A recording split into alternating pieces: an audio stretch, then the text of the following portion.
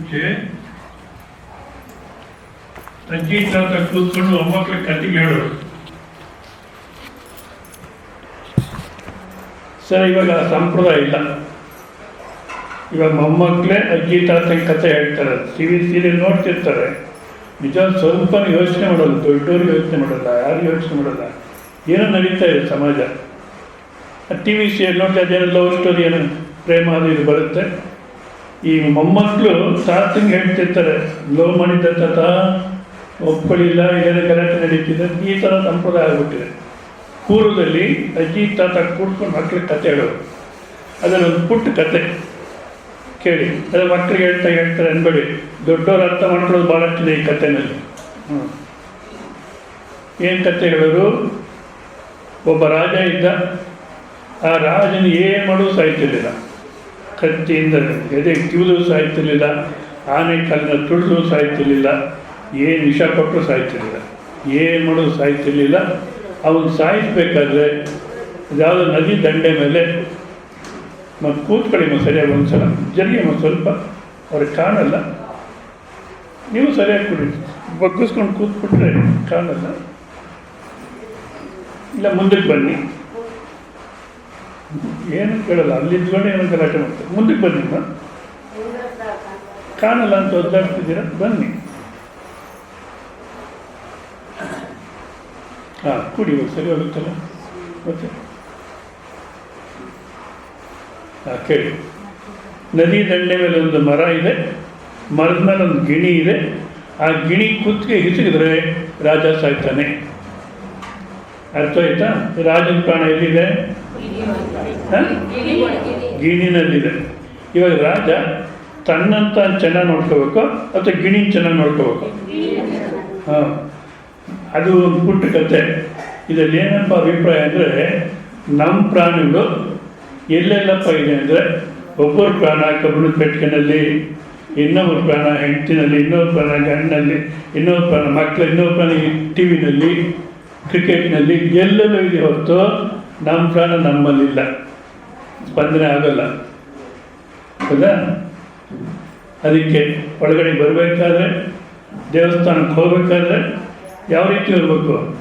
ಬರತೀರ ಇಲ್ಲೇ ಇರತೀರ, ಬರತೀರ ಇಲ್ಲೇ ಇರತೀರ, ಅಕ್ಕರದಿ ಸತಿ ಪುತ್ರ ಅಣ್ಣ ತಮ್ಮನ ಬಿಟ್ಟು, ಸಕ್ಕರೆ ಬೆರಸಿದ ಸವಿಯ ಊಟವ ಬಿಟ್ಟು, ಸೊಪ್ಪು ಸಡೆವ ಬಿಟ್ಟು, ತೆಕ್ಕೆ ಗಾದಿಯ ಬಿಟ್ಟು, ರೊಕ್ಕದ ಟ್ರೆಜರಿಯ ಕಿವಿ ಕೈಯನ್ನು ಬಿಟ್ಟು, ಬರತೀರ ಇಲ್ಲೇ ಇರತೀರ, ಬರತೀರ. ಬರೋದಾದ್ರೆ ಇವೆಲ್ಲ ಬಿಟ್ಬಿಟ್ಟು ಬರಬೇಕು. ಬಿಟ್ಬಿಟ್ಟು ಅಂದರೆ ಹಾಗೆ ಸನ್ಯಾಸ ತೊಗೊಂಡ್ಬಿಡೋಣ ಅಲ್ಲ. ಸನ್ಯಾಸ ತೊಗೊಂಡ್ರು ಈಗಿನ ಕಾಲಕ್ಕೆ ಯಾರೋ ಸನ್ಯಾಸ ತೊಗೊಂಡಿದ್ದಾರೆ, ಬದಲಾಗ್ತಿರ್ತಾರೆ. ನಾನು ಅವ್ರಿಗೇನು ಮಾಡಬೇಕು, ಏನೋ ಒಂದು ಸನ್ಯಾಸ ತೊಗೊಂಡ್ಬಿಟ್ಟೆ ನಾನು, ಅವ್ರಿಗೇನನ್ನ ಮಾಡಿ, ಯಾರಿಗೆ ಹೆಂಡತಿ ಮಕ್ಕಳು ಬಿಟ್ಟು ಸನ್ಯಾಸ ತೊಗೊಂಡಿದ್ದಾರೆ, ಅವ್ರಿಗೇನನ್ನ ಮಾಡಬೇಕು ಅಂತ ಯೋಚಿಸ್ತಿರ್ತಾರೆ. ಅಲ್ಲ, ಇರಬೇಕು ಮನೆಯಲ್ಲಿ. ಎಲ್ಲಿ ಯಾವುದು ಕಂಟಿದ್ದಾರೆ ಎಲ್ಲ ಜವಾಬ್ದಾರಿನ ಹೊತ್ಕೊಂಡಿರ್ಬೇಕು. ಹೊರಗೆ ಲೋಕ ಆಸಕ್ತಿ, ಒಳಗೆ ಸಕಲ ವಿರಕ್ತಿ. ಚೆನ್ನಾಗಿ ಕೇಳಿ. ಹೊರಗೆ ಲೋಕ ಆಸಕ್ತಿ, ಮನೆಯಲ್ಲಿ ಎಲ್ರಿಗೂ ಅನ್ನಿಸ್ಬೇಕು, ಒಬ್ಬ ಎಷ್ಟು ಜವಾಬ್ದಾರಿ ತೊಗೊಂಡು ಕೆಲಸ ಮಾಡ್ತಾರೆ, ಎಷ್ಟು ನೋಡ್ಕೊಳ್ತಾರೆ ನಮ್ಮನ್ನೆಲ್ಲ ಅಂತ. ಅವ್ರು ನಮ್ಮನ್ನು ನೋಡ್ಕೊಳ್ತಾರೆ, ಆ ಮಾತು ಬರಬಾರ್ದು. ಅದು ಅಹಂಕಾರ, ಮೋಹ. ಪ್ರೇಮ ಅಂದರೆ ನಾನು ಏನು ಮಾಡಬಲ್ಲೆ ಮನೆಗಿರೋರಿಗೆ ಅಷ್ಟೇ. ಅವ್ರೇನು ಮಾಡ್ತಾರೆ? ವ್ಯಾಪಾರ ಅಲ್ಲ. ಅದ ಕಾರಣ ಹೊರಗೆ ಲೋಕ ಆಸಕ್ತಿ, ಕುಟುಂಬದಲ್ಲೆಲ್ಲ ಜವಾಬ್ದಾರಿ ಹೊತ್ಕೊಂಡಿರ್ಬೇಕು, ಆಸಕ್ತಿ ಇರಬೇಕು. ಹೊರಗೆ ಲೋಕ ಆಸಕ್ತಿ, ಒಳಗೆ ಸಕಲ ವಿರಕ್ತಿ. ಒಳಗಡೆ ಇದೆಲ್ಲ ವ್ಯವಹಾರ ಮಾಡಬೇಕೆ ಹೊರತು ಇದರಿಂದ ನಾವು ಉದ್ಧಾರವಾಗಲ್ಲ ಅಂತ ಅದ್ರ ಬಗ್ಗೆ ಹೆಚ್ಚು ಮೋಹನಂತಕ್ಕೆ ಇರಬಾರ್ದು. ಹೊರಗೆ ಲೋಕ, ಒಳಗೆ ಸಕಲ ವ್ಯಕ್ತಿ. ಹೊರಗೆ ಕಾರ್ಯ ಜೀವನ, ಆ ಕೆಲಸ ಮಾಡಬೇಕು, ಈ ಕೆಲಸ ಮಾಡಬೇಕು ಇರಬೇಕು. ಹೊರಗೆ ಕಾರ್ಯ, ಒಳಗೆ ಉದಾಸೀನ. ಎಷ್ಟು ಮಾಡೋದಿದೆ ಜೀವನವಲ್ಲ. ನಿಜವಾದ ಜೀವನ ಅನ್ನತಕ್ಕಂಥ ಮತ್ತೊಂದಿದೆ, ಒಳಗೆ ಉದಾಸೀನ. ಈ ರೀತಿ ಜೀವನ ಮಾಡೋದಕ್ಕೆ ಹೊರಯೋಗ ಮಾರ್ಗವಿದೆ ಮಂಕುತಿಮ್ಮ. ಇದೇ ಶ್ರೇಷ್ಠವಾಗಿರ್ತಕ್ಕಂಥ ಜೀವನ ಮಾರ್ಗ ಅಂತಾರೆ. ಸೊ ಆ ರೀತಿಯಲ್ಲಿ ಎಲ್ಲ ಬಿಟ್ಟು ಬರಬೇಕು ಅಂದರೆ ಮನಸ್ಸು ಇಲ್ಲಿ ಏನು ಹೇಳ್ತಾರೆ ಅನ್ನೋದಲ್ಲೇ ಇರಬೇಕು. ಸೊ ಇಲ್ಲಿನ ತನಕ ಸಾಕಷ್ಟು ನಡೆದಿದೆ. ಸಮಸ್ಯೆ ಚೆನ್ನಾಗಿ ಜ್ಞಾಪಕ ಇಟ್ಕೊಂಡಿರಿ. ಯಾರು ಸಮಸ್ಯೆ ಸಾಮಾನ್ಯ ನಾವು ಈ ಪ್ರಪಂಚ ಸರಿ ಮಾಡೋಕ್ಕೆ ಹೋಗ್ತೀವಿ. ಚೆನ್ನಾಗಿ ತಿಳ್ಕೊಳ್ಳಿ, ಯಾವತ್ತೂ ಪ್ರಪಂಚ ಸರಿ ಮಾಡಲಿಕ್ಕೆ ಆಗೋಲ್ಲ. ಮತ್ತು ಮನೆಗಿರೋರೆಲ್ಲ ಬದಲಾವಣೆ ಆಗಿಬಿಟ್ರೆ ನಾನು ಸುಖವಾಗಿರ್ತೀನಿ. ಪ್ರಯತ್ನ ಮಾಡೋಣ, ಆದರೆ ಬದಲಾವಣೆ ಆಗ್ತಾರೆ ಅನ್ನತಕ್ಕಂಥದ್ದು ಸಾಧ್ಯವಿಲ್ಲ. ಯಾಕೆಂದರೆ ಮಹಾತ್ಮರು ಹೇಳ್ತಾರೆ ಚೆನ್ನಾಗಿ ಬೇಕು ಮಾಡಿ ಹಳ ಸಕ್ಲೆ ಅಂತ ಒಬ್ಬರು, there is only one person in this world which you can change, that is yourself. ಈ ಜಗತ್ತಲ್ಲಿ ಬದಲಾಯಿಸಲಿಕ್ಕೆ ಸಾಧ್ಯವಾಗಿರ್ತಕ್ಕಂಥದ್ದು ಒಂದೇ ಒಂದು ಅಂಶ ಇದೆ. ಯಾವುದಪ್ಪ ಅಂದರೆ ಅದು ನೀನೇ ಬದಲಾವಣೆ ಆಗಬೇಕು ಹೊರತು ಬೇರೆ ಬದಲಾಯಿಸಲಿಕ್ಕೆ ಆಗೋಲ್ಲ. ಆದ ಕಾರಣ ಮನೆಗಳೆಲ್ಲ ಬದಲಾವಣೆ ಆಗಿಬಿಟ್ರೆ ನಾನು ನೆಮ್ಮದಿಯಾಗಿರ್ತೀನಿ. ಅದು ಯಾಕೆಂದರೆ ಸಮಸ್ಯೆ ನೀನೇ ಅಲ್ಲ. ಸ್ವಾಮೀಜಿ ನಾನು ಎಷ್ಟು ಜಾಗೃತಿಯಾಗಿ ಕೆಲಸ ಮಾಡ್ತೀನಿ, ಎಷ್ಟು ಬುದ್ಧಿವಂತಿಕೆಯಾಗಿ ಕೆಲಸ ಮಾಡ್ತೀನಿ, ನನ್ನೇ ಸಮಸ್ಯೆ ಅಂತಿಲ್ಲ. ಅಲ್ಲಲ್ಲ, ನಾನು ಜಾಗೃತಿಯಾಗಿ ಕೆಲಸ ಮಾಡ್ತೀನಿ, ಬುದ್ಧಿವಂತನಾಗಿ ಕೆಲಸ ಮಾಡ್ತೀನಿ, ಬುದ್ಧಿವಂತನಾಗಿ ಕೆಲಸ ಮಾಡ್ತೀನಿ, ನನ್ನ ಸಮಾನ ಇನ್ಯಾರೂ ಇಲ್ಲ, ಈ ಥರ ಅಂದ್ಕೊಳ್ತೀವಲ್ಲ, ಆ ಅಹಂಕಾರ ದುಃಖಕ್ಕೆ ಮೂಲ. ಆದ ಕಾರಣ ಆ ಅಹಂಕಾರ ತೆಗೆದು ಹಾಕೊಳ್ಳತಕ್ಕಂಥ ಮನುಷ್ಯ ಜೀವನ, ಇನ್ಯಾವುದು ಮನುಷ್ಯ ಜೀವನ ಅಲ್ಲ. ಅಹಂಕಾರ ತೆಗೆದು ಹಾಕೊಳ್ಳತಕ್ಕಂಥ ಮನುಷ್ಯ ಜೀವನ. ತೆಗೆದು ಹಾಕಬೇಕಾದ್ರೆ 3 ಶಬ್ದ ಉಪದೇಶ ಇರೋದು. 45 ದಿವಸ ಕಾರ್ಯಕ್ರಮ ಮಾಡಲಿ, 4 ವರ್ಷ ಮಾಡಲಿ, 3 ಶಬ್ದ. ಮಧ್ಯ ಓಡಾಡಬೇಡಿ. ಈಗಲೇ ಕೆಲಸ ನಿಮಗೆ ಕೂತ್ಕೊಳ್ಳಿ.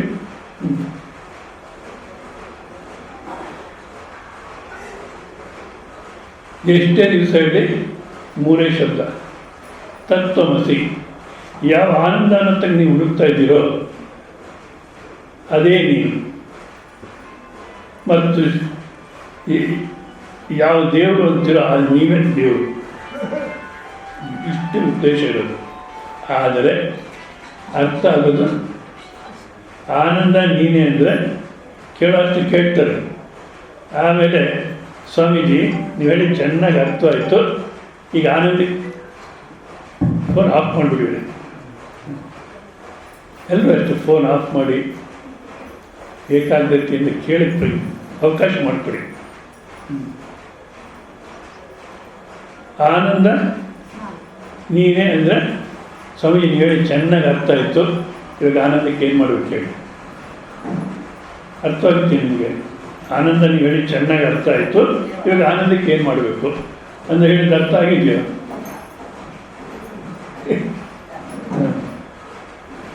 ಇಲ್ಲ.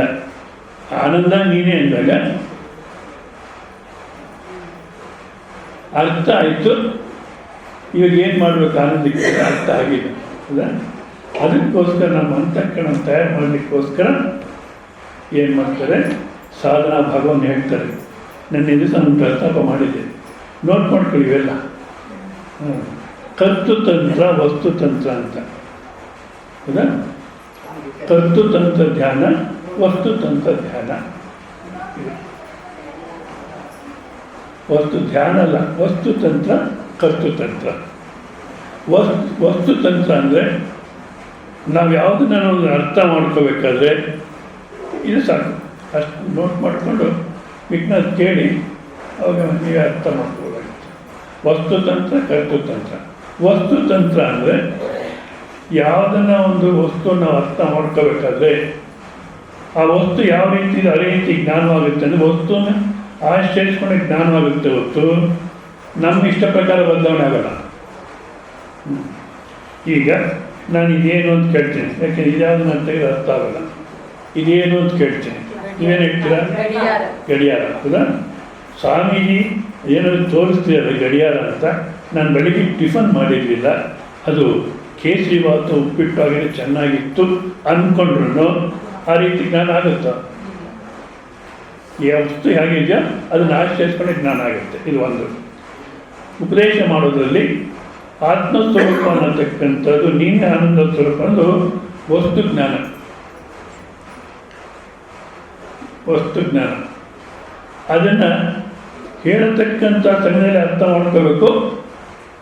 ನಿಜವಾಗ್ಲೂ ಹೇಳ್ತಕ್ಕ ಸಮಯದಲ್ಲಿ ಅರ್ಥ ಆಗತಕ್ಕ ರೀತಿಯಲ್ಲಿ ಶಾಸ್ತ್ರ ಹೇಳುತ್ತೆ, ಹೇಳ್ತಕ್ಕಂಥ ಹೇಳ್ತಾರೆ, ನೀನೇ ಆ ಸ್ವರೂಪ ಅಂತ ಅನುಭವಪೂರ್ವಕವಾಗಿ. ಆಮೇಲೆ ಮಾಡೋದು ಏನಿಲ್ಲ. ಒಂದು ವೇಳೆ ಶವನದಲ್ಲಿ ಅರ್ಥ ಆದರೆ ಆಮೇಲೆ ಮನೋನಿಧಿಗೆ ಅರ್ಥ ಮಾಡಬೇಕಂತಾರೆ. ಅದು ವಸ್ತು ಯಾವ ರೀತಿ ಇದೆ ಆ ರೀತಿ ನೋಡ್ಕೋಬೇಕು ಹೊರತು ಅದು ಯಾವ ಸಾಧನೆ ಮಾಡೋದಲ್ಲ. ಇನ್ನೊಂದು ಕರ್ತೃತಂತ್ರ ಅಂತ. ಕರ್ತೃತಂತ್ರ ಅಂದರೆ ಹೇಳ್ತೀವಿ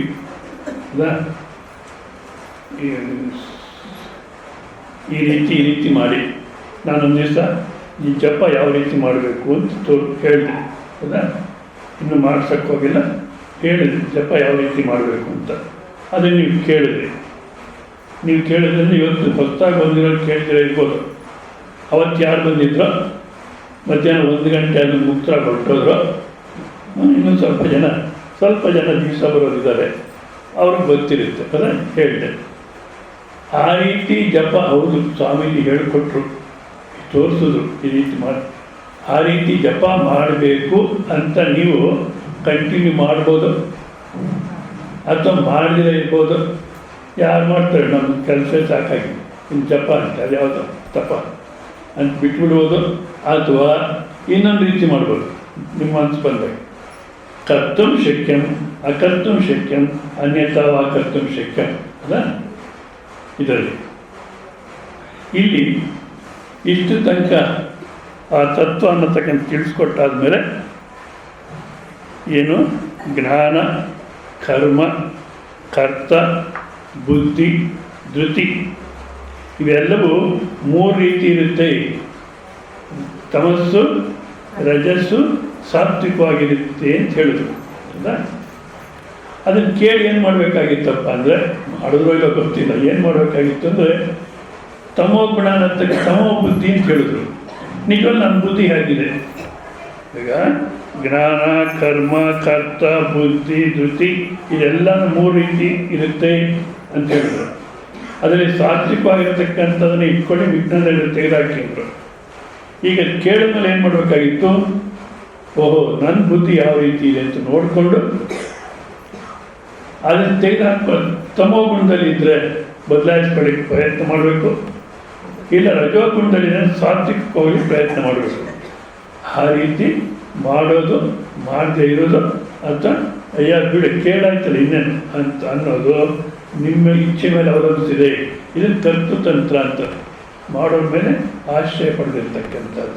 ಆದರೆ ವಸ್ತುತಂತ್ರ ಕೇಳಿದಂಥ ಸಮಯದಲ್ಲಿ ಅರ್ಥ ಮಾಡಿಕೊಂಡು ಅಥವಾ ಶ್ರವಣ ಮನನ ನಿಧಿಧ್ಯಾಸದಲ್ಲಿ ನೋಡಿಕೊಂಡ್ರೆ ಅದು ಅನುಭವಕ್ಕೆ ಬರುತ್ತೆ.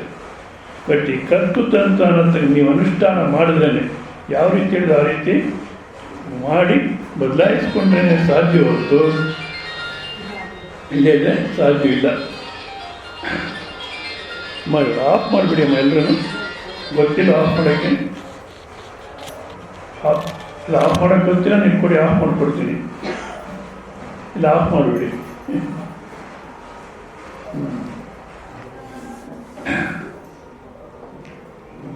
ಸಂಸಾರ ಎಲ್ಲ ಬಿಟ್ಬಿಟ್ಟು ಬರಬೇಕು ಕೇಳಿ ಅಂದಾಗ ಇಷ್ಟು ಹೇಳಿದೆ ಅಂತ ಇಟ್ಕೊಳ್ಳಿ. ಆಫ್ ಮಾಡಿ ಅಂದರೆ ಮಾಡ್ಬೋದು, ಬಿಟ್ಟು ಬಿಡ್ಬೋದು. ಹಾಗೆ ಕರುಟು ತಂತ್ರ ಮಾಡೋರ ಮೇಲೆ ಅದು ಆಶ್ರಯಿಸಿದೆ. ಸೊ ಇಷ್ಟು ತನಕ ಹೇಳಿದ್ರಲ್ಲಿ ಜ್ಞಾನ, ಅದು ಕರ್ಮ, ಕರ್ತ, ಬುದ್ಧಿ, ಧೃತಿ ಈ 3 ತಮೋಗುಣ, ರಜೋಗುಣ, ಸಾತ್ವಿಕ ಗುಣದಲ್ಲಿ ಇರುತ್ತೆ. ಸಾತ್ವಿಕ ಗುಣನೇ ತಂದ್ಕೋಬೇಕು, ಮಿಕ್ಕಿನದೆಲ್ಲ ತೆಗೆದುಹಾಕಬೇಕು ಅಂತ ಹೇಳೋದು. ಹೌದಾ, ಆ ರೀತಿ ಏನಾಗಿದೆಯೋ ಗೊತ್ತಿಲ್ಲ, ಅಂದರೆ ತೆಗೆದುಹಾಕ್ಕೊಂಡ್ರೋ ಈಗ ಗೊತ್ತಿಲ್ಲ. ಆದರೆ ಮುಂದಕ್ಕೆ ಇವಾಗೇನು ಹೇಳ್ತಾರೋ ಇದನ್ನಾದರೂ ಅರ್ಥ ಮಾಡಿಕೊಂಡು ಇದರಲ್ಲಿ ಆ ಸಾತ್ವಿಕವಾದನ್ನೇ ಹಿಡಿಬೇಕು ನಾವು. ಅಂದರೆ ಮಿಕ್ಕಿನದೆಲ್ಲ ಬದಲಾವಣೆ ಆಗುತ್ತೆ. ಆದ ಕಾರಣ ಸ್ವಲ್ಪ ಜಾಗ್ರತೆಯಾಗಿ ಕೇಳಿ. ಫೋನ್ಗಳು ಆಫ್ ಮಾಡೋಕ್ಕಾಗಲಿಲ್ಲ ಅಂದರೆ ಯಾರ ಕೈನ ಕೊಟ್ಟೋಗ ಅಂಥದ್ದು ಜ್ಞಾನ ಭಾಳಷ್ಟು ಜನಕ್ಕೆ ಇರುತ್ತೆ, ಆಫ್ ಮಾಡಿಸ್ಬಿಡಿ. ಮಧ್ಯೆ ಗಲಾಟೆ ಮಾಡಿಬಿಡಿ. ಏಕಾಗ್ರತೆ ನಿಮಗೋಸ್ಕರ ಏಕಾಗ್ರತೆಯಿಂದ ಕೇಳಿ. 36ನೇ ಶ್ಲೋಕ, 18ನೇ ಅಧ್ಯಾಯದ 36ನೇ ಶ್ಲೋಕ. ಶ್ರೀ ಭಗವಾನುವಾಚ ಸುಖಂ ತ್ವಿದಾನೀಂ ತ್ರಿವಿಧಂ ಶೃಣು ಮೇ ಭರತರ್ಷಭ ಅಭ್ಯಾಸಾದ್ರಮತೆ ಯತ್ರ ದುಃಖಾಂತಂ ಚ ನಿಗಚ್ಚತಿ ಸುಖಂ ತ್ವಿದಾನಿಂ ತ್ರಿವಿಧಂ ಶೃಣು ಮೇ ಭರತರ್ಷಭ ಅಭ್ಯಾಸಾದ್ರಮತೆ ಯತ್ರ ದುಃಖಾಂತಂ ಚ ನಿಗಚ್ಚತಿ. ಕೃಷ್ಣ ಪರಮಾತ್ಮ ಕೂಡ 17 ಅಧ್ಯಾಯ ಉಪದೇಶ ಮಾಡಿ 18ನೇ ಅಧ್ಯಾಯದಲ್ಲಿ 35 ಶ್ಲೋಕಗಳು ಉಪದೇಶ ಮಾಡಿ 36ನೇ ಶ್ಲೋಕ ಹೇಳಬೇಕಾದ್ರು ಉಪದೇಶ ಮಾಡಬೇಕಾದ್ರೂ ಏನಂತಾನೆ, ಶೃಣುಮೆ, ನನ್ನನ್ನು ಕೇಳು, ನನ್ನನ್ನು ಕೇಳು. ಅದಕ್ಕೆ ಶಂಕರಾಚಾರ್ಯದ ಅಂತಾರೆ, ಅದಕ್ಕೆ ಕೇಳ್ತಲೇ ಇರಲ್ಲ ಪಾಪ. 17 ಅಧ್ಯಾಯ ಆಯಿತು, 18 ಅಧ್ಯಾಯದಲ್ಲಿ 35 ಶ್ಲೋಕ ಆಯಿತು, ಕೇಳ್ತಾನೆ ಇರಲ್ಲ. ಮತ್ತೆ ಯಾಕೆ ಕೇಳು ಅಂತ ಯಾಕೆ ಹೇಳ್ತಾರೆ? ಶಂಕರಾಚಾರ್ಯ ಅಂತಾರೆ, ಸಮಾಧಾನಂ ಕುರು, ಸಮಾಧಾನ ಮಾಡ್ಕೊಂಡು ಕೇಳು. ಅದನ್ನು ಸ್ಪಷ್ಟ ಮಾಡ್ತಾರೆ ಸಚ್ಚಾನಂದ ಸರಸ್ವತಿಗಳು ಅನುವಾದ ಮಾಡ್ತಾರೆ. ಅಮ್ಮ ಬಂದು ಕೂತ್ಕೊಳ್ಳಿಮ್ಮ, ಬರ್ತೀವಿ, ಅವೆಲ್ಲ ಮಾಡಬಾರ್ದು, ಬಂದ್ಬಿಡಿ, ನಿಮ್ಮನ್ನೇ ನೋಡ್ತಿರ್ತಾರೆ ಜನ. ಶ್ರವಣ ಶುರು ಆದಮೇಲೆ ಎಲ್ಲ ವ್ಯವಹಾರ ನಿಂತೋಗ್ಬೇಕು, ಬೇಡ ಅಂತೇಳಿ ಎಲ್ಲರೂ ಮುಂಚೆನೇ ಬಂದು ಮಾಡಬೇಕು.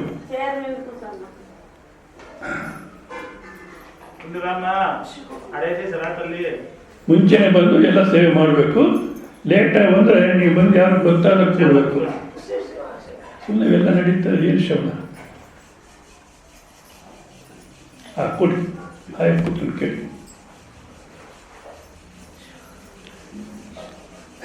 ಸಮಾಧಾನ ಮಾಡ್ಕೊಂಡು ಕೇಳು ಅಂತ ಹೇಳ್ತಿದ್ದಾರೆ, ನಾವು ಇನ್ನೇನೋ ವ್ಯವಹಾರ ಮಾಡ್ಕೊಳ್ತಿರ್ತೀವಿ. ಅಂದರೆ ಸಚ್ಚಾನಂದ ಸರಸ್ವತಿ ಅನುವಾದ ಮಾಡಬೇಕಾದ್ರೆ ಮನಸ್ಸನ್ನು ಸಮಾಧಾನ ಪಡಿಸಿಕೊಂಡು ಕೇಳು. ಅರ್ಜುನ ಕೇಳ್ತಲೇ ಇದ್ದಾನೆ. 17 ಅಧ್ಯಾಯ ಆಯಿತು, 18 ಅಧ್ಯಾಯ ಅಂತ 35 ಶ್ಲೋಕಗಳಾಯಿತು. ಮತ್ತೀಗಲೂ ಅರ್ಜುನಿಗೆ ಹೇಳ್ತೇನೆ ಏನಂತ, ಸಮಾಧಾನ, ಮನಸ್ಸನ್ನು ಸಮಾಧಾನ ಮಾಡ್ಕೊಂಡು ಕೇಳು ಅಂತ. ಅರ್ಜುನ ಏನು ಕೇಳ್ತಿಲ್ವೇ? ಇಲ್ಲ, ಮನಸ್ಸು ಸ್ಥಿರವಾಗಿರಲ್ಲ ಇದರಲ್ಲಿ.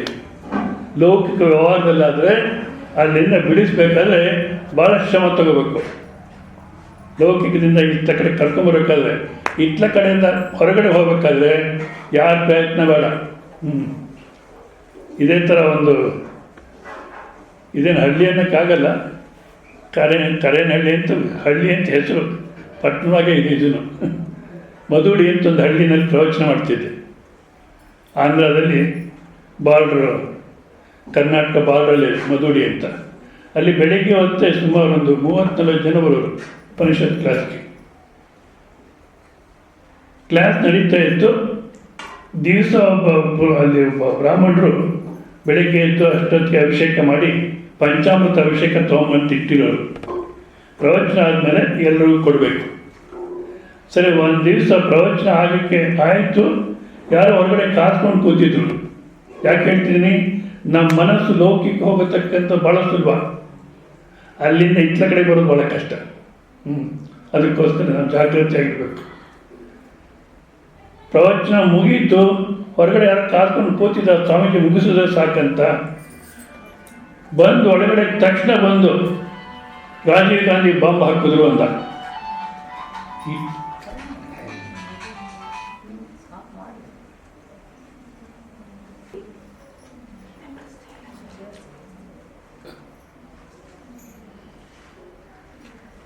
ರಾಜೀವ್ ಗಾಂಧಿ ಬಾಂಬ್ ಹಾಕಿದ್ರು. ಹಾಗಂದ ತಕ್ಷಣವೇ ಎಷ್ಟು ಜನ ಕೂತಿದ್ರು ಶ್ರವಣಕ್ಕೆ, ಅಷ್ಟು ಜನ ಅಯ್ಯೋ ಹೌದಾ ಅಂತ ಹೊರಟೇ ಬಿಟ್ರು ಹೊರಗಡೆ. ನಾನು ತೀರ್ಥ ಕೊಡಲಿಕ್ಕೋಸ್ಕರ ಪಂಚಾಮೃತ ಅಭಿಷೇಕ ದಿವಸ ತಗೊಳ್ತಿದ್ದು, ಅವತ್ತು ಕೊಡಲಿಕ್ಕೋಸ್ಕರ ಇಟ್ಕೊಂಡು ಹೀಗಿದ್ದೀನಿ, ಒಬ್ಬರು ತಿರುಗಲೇ ಇಲ್ಲ ಇತ್ತ ಕಡೆ, ಎಲ್ಲ ಹೊರಟರು. ಅಯ್ಯೋ ರಾಜೀವ್ ಗಾಂಧಿ ಬಾಂಬ್ ಹಾಕಿದ್ರೆ ನಿಮಗೇನೋ ಪ್ರೈಮ್ ಮಿನಿಸ್ಟರ್ ಸಿಗುತ್ತಾ? ಏನಾಯಿತು? ಇನ್ನೊಬ್ಬ ಯಾರೋ ಬರ್ತಾನೆ ಗಾಂಧಿ, ಏನಾಗುತ್ತೆ. ಆದರೆ ನಮಗೇನಾಗುತ್ತೆ, ಆ ಲೌಕಿಕ ಅಂದರೆ ಭಾಳ ಬೇಗ ಹೋಗ್ಬಿಡ್ತೀವಿ. ಈ ಅಧ್ಯಾತ್ಮ ಅಂದರೆ ಆದ ಕಾರಣ ಮನಸ್ಸನ್ನು ಸಮಾಧಾನ ಮಾಡ್ಕೊಂಡು ಕೇಳು. ಶ್ವಾನ ತಿಪ್ಪೆ ಮೇಲೆ ಮಲಗಿರಲು ಪೂರ್ವಿಕ ಜ್ಞಾನ ಶುಭ ಚಿಂತೆಯಂತೆ ಏನು ಗಾಳಿ ಬೀಸಿ ಬರಲು ಹರಿದು ಹೋಗುವುದು ಮಾನವನ ಮನಸ್ಸಂತು ಮಂಕುತಿಮ್ಮ. ಶುಭ ಚಿಂತೆ ಮಾಡ್ಕೊಂಡು ಮಲಗಿರುತ್ತಂತೆ ನಾಯಿ. ಯಾವ ಜನ್ಮದಲ್ಲಿ ಏನು ಮಾಡೋದು ನಾವು? ನಾಯಿ ಜನ್ಮ ಬಂದ್ಬಿಡ್ತು, ನಾನು ಇನ್ಮೇಲೆ ಸರಿಯಾಗಿರಬೇಕು, ಉನ್ನತವಾಗಿ ಸಂಸ್ಕಾರ ತಂದ್ಕೋಬೇಕು ಅಂತ ಯೋಚನೆ ಮಾಡ್ಕೊಂಡು ಮಲಗಿರುತ್ತಂತೆ. ಅಷ್ಟೊತ್ತಿಗೆ ಯಾರೋ ಹುಡುಗ ಆ ಚಡ್ಡಿ ಬಿಚ್ಕೊಂಬಂದು ಅಲ್ಲಿ ಕೂಡ್ತಾನೆ. ಯಾತಕ್ಕೆ ನಿಮಗೆ ಗೊತ್ತಾಗುತ್ತೆ. ಆ ಕೂದ ತಕ್ಷಣ ಹಾರ್ದು ಮುಕ್ಕುತ್ತಂತ ವಾಸನೆಗೆ. ಮಾನವನ ಮನಸ್ಸಂತೂ ಮಂಕುತಿಮ್ಮ. ಇಂಥ ಒಂದು ಪವಿತ್ರವಾದಂಥ ಸ್ಥಳದಲ್ಲಿ ಪವಿತ್ರವಾದಂಥ ವಿದ್ಯೆ ಕೇಳ್ತಾ ಇದ್ದೀವಿ. ಕೇಳ್ತಾ ಇರ್ಬೇಕಾದ್ರೆ ಮನಸ್ಸು ಎಲ್ಲೋಗುತ್ತೆ, ಎಲ್ಲೆಲ್ಲೋ ಹೋಗುತ್ತೆ.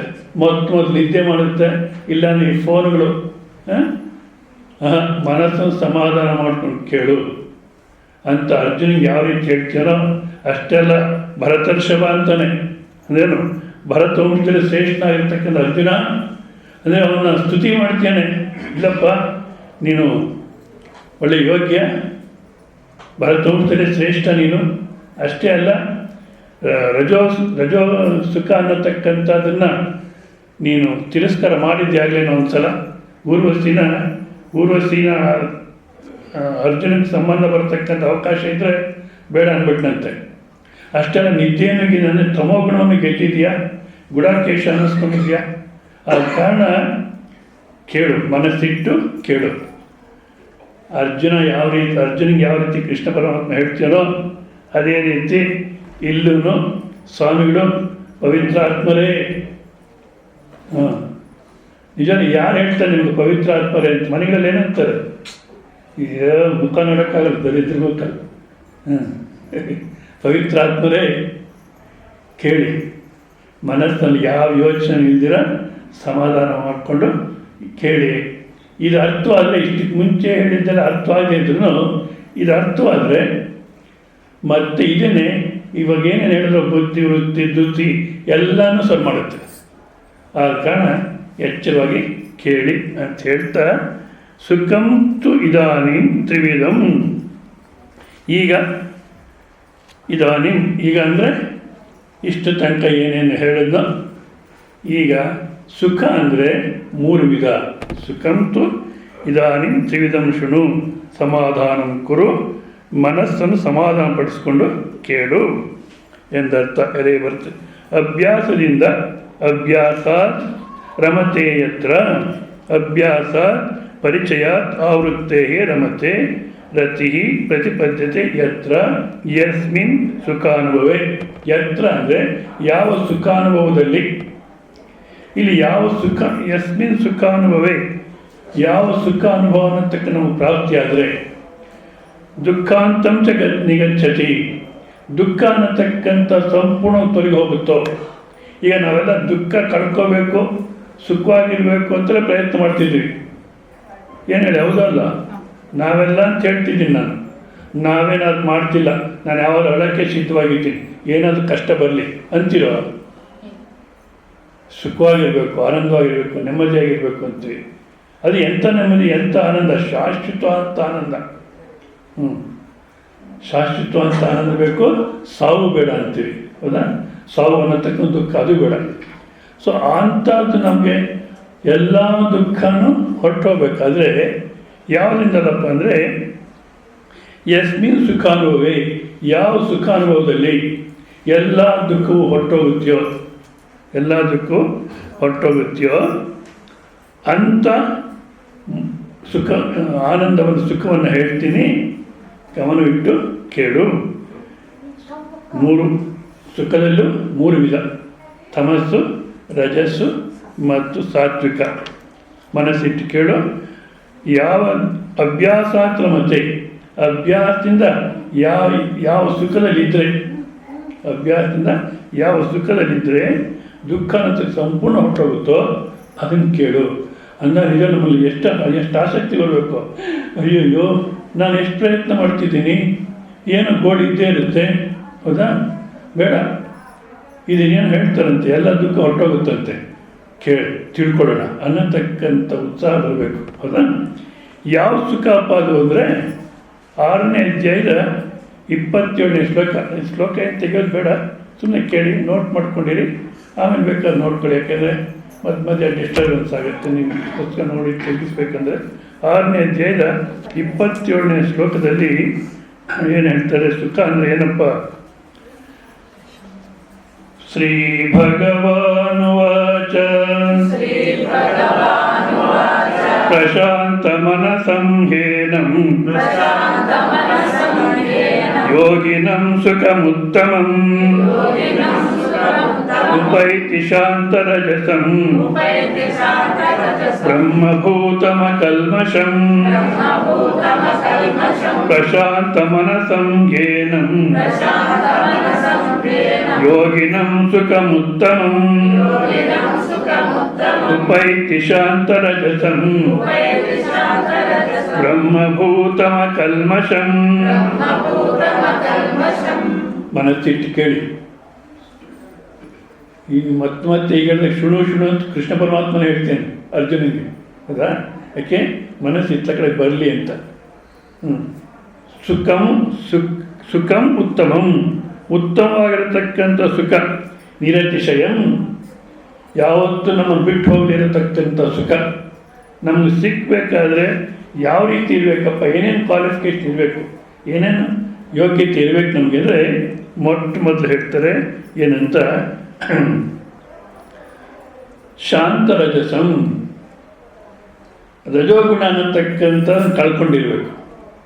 ರಜೋಗುಣ ಅಂದೇನಪ್ಪ? ಸುಮ್ಮನೆ ಕೂತಿರೋಕ್ಕಾಗಲ್ಲ. ಸುಮ್ಮನೆ ಕೂತಿ ನಿಂತು ಬಂದ್ಬಿಡುತ್ತೆ. ಯಾಕೆ? ನಮ್ಗೆ ಸುಮ್ಮನೆ ಕೂತಿರೋಕ್ಕಾಗಲ್ಲ, ಹೌದಾ? ಏನಾದರೂ ಒಂದು ಮಾಡ್ತಾನೆ ಇರಬೇಕು. ನಿಜ ಪ್ರಪಂಚದಲ್ಲಿ ಏನಪ್ಪ ಕಷ್ಟ ಅಂದರೆ ಸುಮ್ಮನೆ ಕೂತಿರೋದು. ಎಲ್ರಿಗೂ ಅಷ್ಟೆ. ಮಧುರೈ ದೇವಸ್ಥಾನದಲ್ಲಿ, ತಮಿಳ್ನಾಡಲ್ಲಿ ಮಧುರೈ ಮೀನಾಕ್ಷಿ ದೇವಸ್ಥಾನ ಅಂತಿದೆ, ಬಹುಶಃ ನೀವು ಭಾಳಷ್ಟು ಜನ ನೋಡಿರ್ತೀರ. ಅಲ್ಲಿ ಒಬ್ಬ ಸ್ವಾಮಿಗಳು ಬೆಳಗ್ಗೆ ಎದ್ದು ಬ್ರಾಹ್ಮಿ ಮುಹೂರ್ತದಲ್ಲಿ 4 ಗಂಟೆಗೆ ಎದ್ದು ಬಾವಿನ ಸ್ನಾನ ಮಾಡಿಕೊಂಡು ಆ ದ್ವಾರದಲ್ಲಿ ಬಂದು ಕೂತಿರೋರು, ಸುಮ್ಮನೆ ಕೂತಿರೋರು, ಕದಲ್ದಿರ. ಎಷ್ಟೊತ್ತು? ಸಂಜೆ 7 ಗಂಟೆ 7:30 ತನಕ, ಸಂಜೆ ಆರತಿ ತನಕ ಕೂತಿರೋರು. ಜನ ಓಡಾಡ್ತಿರೋರು ಎಲ್ಲ ಬಟ್ ಇವ್ರು ಮಾತ್ರ ಕದಲ್ತಿರ್ಲಿಲ್ಲ. ಸರಿ, ಈ ರೀತಿ ಸಂಜೆ ಆರತಿಗೆ ಹೋದಾಗ ಅವ್ರು ಅಲ್ಲ ಯಾಕೆ ಹೇಳ್ತೀನಿ, ಇದನ್ನ ಮರಿಬಾರ್ದು, ಸುಮ್ಮನೆ ಕೂತಿರೋದೇ ಕಷ್ಟ ಅನ್ನೋಕ್ಕೆ. ಯಾಕೆ? ರಜೋಗುಣ ಅಂತ ಇದ್ದರೆ ಸುಮ್ಮನೆ ಕೂತಿರೋಕ್ಕಾಗಲ್ಲ. ಸರಿ, ಅವರು ಸುಮ್ಮನೆ ಕೂತಿರೋರು ಸಂಜೆ ಆರತಿ ಟೈಮ್ ಹೋದರೆ ಒಂದು ಪ್ರಸಾದ ಕೊಡೋರು, ಒಂದು ಪಡಿ ಅಂತ ಕೊಡೋರು. ಒಂದು ಪಡಿ ಅಂದರೆ ಬಾಳೆ ಎಲೆ ಮೇಲೆ ಒಂದು ಬಟ್ಟಲು ಹಾಕಿ ಬೋರ್ಲ್ ಹಾಕೋರು, ಅದೊಂಥರ ಗೋಪುರವಾಗಿ ಬರೋದು, ಅದನ್ನು ಕೊಡೋರು. ಅದನ್ನು ತಿನ್ಬಿಟ್ಟು ಮಲಗೋರು, ಮತ್ತೆ ಬೆಳಗ್ಗೆ ಅದೇ ವ್ಯವಹಾರವೇ. ಈ ರೀತಿ ಇದ್ರು ಸಾಧುಗಳು. ಯಾರು ನನ್ನಂತ ಒಬ್ಬ ಎಕ್ಸಿಕ್ಯೂಟಿವ್ ಆಫೀಸರ್ ಬಂದ, ಮೂರ್ಖ. ಅವನೇನು ಮಾಡ್ದ, ದೇವಸ್ಥಾನ ಎಷ್ಟು ಖರ್ಚಾಗ್ತಾ ಇದೆ, ಖರ್ಚು ಕಮ್ಮಿ ಮಾಡಬೇಕು ಅಂದ್ಬಿಟ್ಟು ಪ್ರಸಾದಕ್ಕೆ ಎಷ್ಟು ಖರ್ಚಾಗುತ್ತೆ ಏನು ಅಂತೆಲ್ಲ ಶುರು ಮಾಡ್ದ. ಮೊದಲು ಪ್ರಸಾದನ ಕಂಟ್ರೋಲ್ ಮಾಡಬೇಕು ಅಂದ್ಬಿಟ್ಟು ಯಾರ್ಯಾರು ಎಷ್ಟೆಷ್ಟು ಪ್ರಸಾದ ತೊಗೊಂಡೋಗ್ತಾರೆ, ಪುರೋಹಿತರು ಎಷ್ಟು ತೊಗೊಂಡೋಗ್ತಾರೆ, ಮ್ಯಾನೇಜರ್ ಎಷ್ಟು ತೊಗೊಂಡೋಗ್ತಾರೆ, ಎಲ್ಲರೂ ಕಮ್ಮಿ ಮಾಡ್ಕೊಂಬಂದ. 1 ಪಡಿ 2 ಪಡಿ 3 ಪಡಿ ಕಮ್ಮಿ ಮಾಡ್ಕೊಂಬಂದ. ಈ ಲಾಸ್ಟಲ್ಲಿ ಚುಮ್ಮ ಉಕ್ಕಾಂಗರ ಸ್ವಾಮಿಯಾರ 1 ಪಡಿ ಅಂತಿತ್ತು. ಸುಮ್ಮನೆ ಕೂತಿರ್ತಕ್ಕಂಥ ಸ್ವಾಮಿಗೆ 1 ಅಂತಿತ್ತು. ಸುಮ್ಮನೆ ಕೂತಿರೋರಿಗೆ ಯಾಕೆ ಕೊಡಬೇಕು? ಇಂಥವರಿಂದಲೇ ದೇಶ ಹಾಳಾಗಿದೆ. ನಿಜವಾಗ್ಲೂ ಒಬ್ಬ ಸಾಧುವಿಂದ ದೇಶ ಹಾಳಾಗಿಲ್ಲ. ಈಗಿನ ಕಾಲಕ್ಕೆ ಬಿಡಿ, ಅನೇಕ ಸಾಧುಗಳಿದ್ದಾರೆ. ವಿವೇಕಾನಂದ ಭಾಳಷ್ಟು ಜನ ಫಾರಿನ್ಗೆ ಹೋಗಿದ್ದಾರೆ, ಹೌದಲ್ಲ? ಫ್ರೆಂಚ್ ಪ್ರೈಮ್ ಮಿನಿಸ್ಟರ್ ಹೋಗ್ತಾರೆ, ಎಲ್ಲರೂ ಹೋಗ್ತಾರೆ. ವಿವೇಕಾನಂದ ಒಬ್ಬರು ಹೋದ್ಮೇಲೆ ಭಾರತ ದೇಶ ಏನು ಅಂತ ಗೊತ್ತಾಗಿತ್ತು. ಆದ ಕಾರಣ ಈ ಸುಮ್ಮನೆ ಕೂತಿರೋರಿಗೆಲ್ಲ ಕೊಡೋಕ್ಕಾಗಲ್ಲ ಅಂದ್ಬಿಟ್ಟು ಒಂದನ್ನು ಕ್ಯಾನ್ಸಲ್ ಮಾಡಿದ್ರು. ಸರಿ ಆಯಿತು, ಇವರು ಸಂಜೆ ಆರತಿಗೆ ಹೋದ್ರು, ಕೊಡಲಿಲ್ಲ ಪ್ರಸಾದ.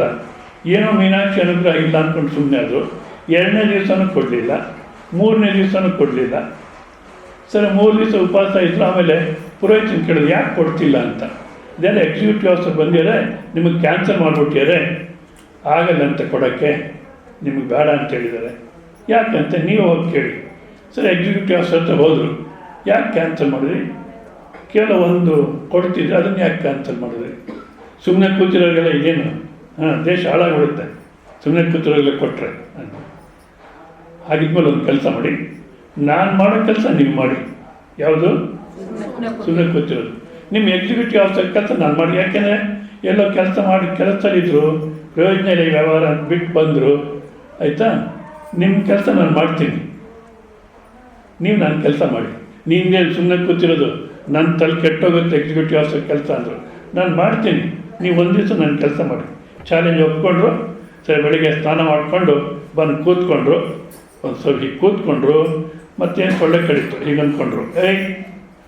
ನಾನು ಹ್ಯಾಕೆ ಕೂತಿದ್ದು ಹಾಕಿ ಕೂತ್ಕೋಬೇಕು. ಸರಿ, ಮತ್ತೆ ಪ್ರಯತ್ನ ಪಟ್ಟರು. ಯಾರು ಮುಂದುಗಡೆ ಹೋದಾಗಾಯಿತು, ಕಣ್ಬಿಟ್ಟು ನೋಡಿದ್ರು. 1 ಗಂಟೆ ಪ್ರಯತ್ನ ಮಾಡ್ತಾರೆ, ಸುಮ್ಮನೆ ಕೊಡೋಕ್ಕಾಗಲೇ ಇಲ್ಲ. ಮತ್ತೇನು ಮಾಡಿದ್ರು, ಎದ್ದೋಗ್ಬಿಟ್ಟು ಇನ್ಮೇಲೆ 2 ಪಡಿ ಕೊಡಿ ಇವ್ರಿಗೆ ಅಂತ ಬರೆದ್ಬಿಟ್ರು. ಯಾಕೆ ಹೇಳ್ತಾ ಇದ್ದೀನಿ, ಎಲ್ಲಿ ತನಕ ರಜೋಗುಣ ಅನ್ನತಕ್ಕ ಇರುತ್ತೋ ನಾವು ಸುಮ್ಮನೆ ಇರಲಿಕ್ಕಾಗಲ್ಲ. ರಜೋಗುಣ ಅಂತಕ್ಕ ಇದ್ದರೆ ಪ್ರಪಂಚ ಓಡ್ತಿರ್ತೀವಿ. ಹಿಂದಿನಲ್ಲಿ ಹೇಳ್ತಾರೆ, ಭಾಗಮತ್ ಜಾಗೋ, ಆನಂದಕ್ಕೋಸ್ಕರ ಎಲ್ಲಿ ಓಡ್ತೀಯ, ಓಡಬೇಡ, ನಿನ್ನನ್ನೇ ಎಚ್ಚೆತ್ಕೋ. ಅದು ರಜೋಗುಣ ಇರೋದ ಕಾರಣ ನಮಗೂ ಎಚ್ಚೆತ್ಕೊಳ್ಳೋಕ್ಕಾಗ್ತಿಲ್ಲ. ಅದಕ್ಕೋಸ್ಕರ ಶಾಂತ ರಜಸಂ, ಉತ್ತಮವಾದಂಥ ಸುಖ, ಶಾಶ್ವತವಾದಂಥ ಸುಖ ಯಾರಿಗಪ್ಪ ಸಿಗುತ್ತೆ ಅಂದರೆ ಶಾಂತ ರಜಸಂ. ಯಾರ ರಜಸ್ ಅನ್ನತಕ್ಕ ಶಾಂತವಾಗಿದೆಯೋ. ಮತ್ತು ಇನ್ನೊಂದು ಅಂದರೆ ಅಲ್ಲಿ ಒಂದು ಕ್ರಮದಲ್ಲಿ ಮೊಟ್ಟಮೊದಲು ಶಾಂತ ರಜಸಂ ಆಗಬೇಕು. ಅದಾದರೆ ನೆಕ್ಸ್ಟು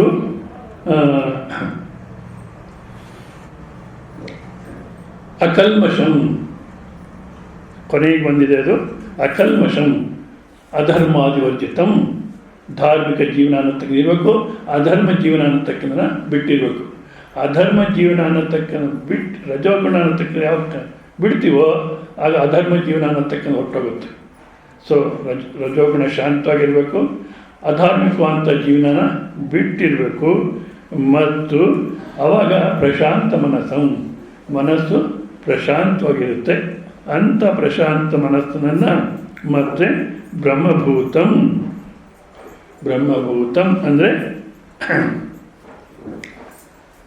ಜೀವನ್ಮುಕ್ತ ಬ್ರಹ್ಮೈವ ಸರ್ವಂ ಇತ್ಯೋ ನಿಶ್ಚಯ, ಎಲ್ಲವೂ ಬ್ರಹ್ಮಸ್ವರೂಪವೇ ಅನ್ನತಕ್ಕಂಥ ನಿಶ್ಚಯದಲ್ಲಿ ಯಾರು ಇರ್ತಾರೋ ಅವನಿಗೆ ಅಂದರೆ ನೋಡಿ, ಶಾಂತ ರಜಸ್ಸು ಮತ್ತು ಅಕಲ್ಮಷಂ ಪ್ರಶಾಂತ ಮನಸ್ಸಂ ಮತ್ತು ಬ್ರಹ್ಮಭೂತಂ, ಇಷ್ಟು ಕ್ವಾಲಿಫಿಕೇಶನ್ ಇರಬೇಕು. ಶಾಶ್ವತ ಅಂತ ಸುಖ ಸಿಗಬೇಕಂದ್ರೆ ಆ ಸುಖ ಅನ್ನತಕ್ಕಂಥದ್ದನ್ನ ಅಭ್ಯಾಸಾತ್ ಅಂತ 18ನೇ ಅಧ್ಯಾಯ ಶ್ಲೋಕದಲ್ಲಿ ಅಭ್ಯಾಸಾದ್ರಮತೆ ಅಂಥ ಒಂದು ಉತ್ತಮವಾದಂಥ ಸುಖದಲ್ಲಿ ಅಭ್ಯಾಸದಿಂದ ಅಂದರೆ ಇಲ್ಲಿ ಅಭ್ಯಾಸ ಅನ್ನತಕ್ಕಂಥದಕ್ಕೆ ಭಾಳಷ್ಟು ವ್ಯಾಖ್ಯಾನ ನಾವು ಅರ್ಥ ಮಾಡ್ಕೋಬೇಕಾಗುತ್ತೆ. ಮೊದಲು ನಮ್ಮ ಮನಸ್ಸು ಚಂಚಲ, ಹೌದಾ? ಮತ್ತು ಮಾಡತಕ್ಕಂಥ ಕೆಲಸಗಳಲ್ಲಿ ನಾನು ಮಾಡ್ತೀನಿ ಅಂತ ಅಹಂಕಾರದಿಂದ ಇಷ್ಟಾನಿಷ್ಟಗಳ ಮನಸ್ಸನ್ನು ಕೆಡಿಸ್ಕೊಂಡು ಮಾಡ್ತಿರ್ತೀವಿ. ಅಲ್ಲ, ಮಾಡತಕ್ಕಂಥ ಕೆಲಸಗಳನ್ನು ಪರಮಾತ್ಮ ನಿನ್ನ ಸೇವೆ ಅನ್ನತಕ್ಕಂಥ ದೃಷ್ಟಿಯಿಂದ ಕರ್ತೃತ್ವರಹಿತವಾಗಿ ಇಷ್ಟಾನಿಷ್ಟ ಫಲಗಳನ್ನು ಬಿಟ್ಟು ಮಾಡಬೇಕು. ಅದು ಒಂದು ಅಭ್ಯಾಸ. ಆಗ ಅಂತಃಕರಣ ಸಮಾಧಾನಕ್ಕೆ ಬರುತ್ತೆ. ಸಮತ್ವಂ ಯೋಗ ಇಚ್ಛತೆ ಅಂತಾರೆ. ಮತ್ತು ಮನಶ್ಚಂಚಲತ್ವವನ್ನು ಹೋಗಲಾಡಿಸ್ಕೊಳ್ಳೋಕ್ಕೆ ಹೊರಗಿನ ಪ್ರಪಂಚದಲ್ಲಿ ಸುತ್ತತಕ್ಕಂಥ ಮನಸ್ಸನ್ನು ಹೊರಗಿನ ಪ್ರಪಂಚದಿಂದ ಬಿಡಿಸಿ ಅಂತರ್ಮುಖ ಮಾಡಿ ಪರಮಾತ್ಮನ ಏಕಾಗ್ರತೆಗೆ ತರಬೇಕಂದ್ರೆ ಅದಕ್ಕೆ ಅಭ್ಯಾಸ ಅನ್ನತಕ್ಕಂಥ ಅದೇ 6ನೇ ಒಂದು ಅಧ್ಯಾಯದಲ್ಲಿ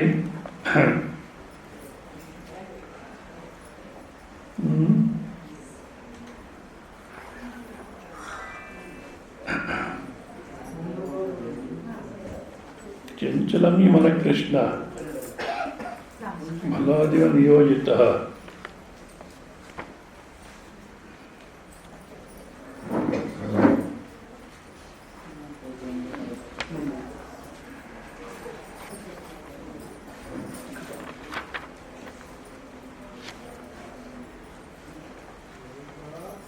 ಒಂದು ಸೆಕೆಂಡ್. 6ನೇ ಅಧ್ಯಾಯದ 33ನೇ ಶ್ಲೋಕ.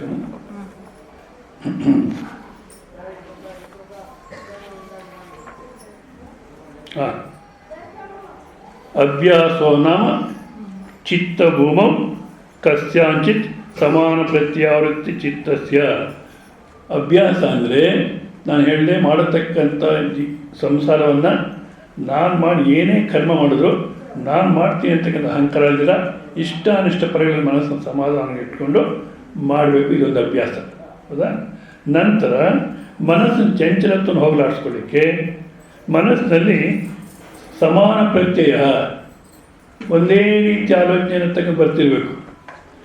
ಒಂದೇ ರೀತಿಯ ಆಲೋಚನೆಯನ್ನು ತಕ್ಕಂಥ ಬರಬೇಕಾದ್ರೆ ಏನಪ್ಪ ಮಾಡಬೇಕು ಅಂದರೆ ಉಪಾಸನೆ ಅಂತಾರೆ. ಉಪಾಸನೆ ಅಂದರೆ ಶಾಸ್ತ್ರ ಹೇಳಿರ್ತಕ್ಕಂಥ ಯಾವುದಾದ್ರೂ ಒಂದು ನಾಮವನ್ನು, ಪರಮಾತ್ಮ ರೂಪವನ್ನು ಮನಸ್ಸಿಗೆ ತಂದುಕೊಂಡು ಮನಸ್ಸಿಗೆ ತಗೊಂಡು ಅದ್ರ ಬಗ್ಗೆ ಜಪ ಮಂತ್ರ ಅನುಷ್ಠಾನ ಮಾಡ್ತಿರ್ಬೇಕು. ಬೆಳಿಗ್ಗೆ ಎದ್ದು ಸ್ನಾನ ಮಾಡಿ ಮೊಟ್ಟಮೊದಲು ವ್ಯವಹಾರ ಮಾಡಬೇಕು. ನಿಜವಾದ ಅಭ್ಯಾಸ ಮಾಡ್ಕೊಳ್ಳಿ. ಎಷ್ಟು ಆನಂದ ಸಿಗುತ್ತೆ ಅಂದರೆ ಮತ್ತೆ ಅಲ್ಲಿಂದ ಎದ್ದು ಬರೋಕ್ಕೆ ಮನಸ್ಸು ಬರಲ್ಲ, ವಿಧಿಲ್ಲ ಬರಬೇಕಾಗುತ್ತೆ.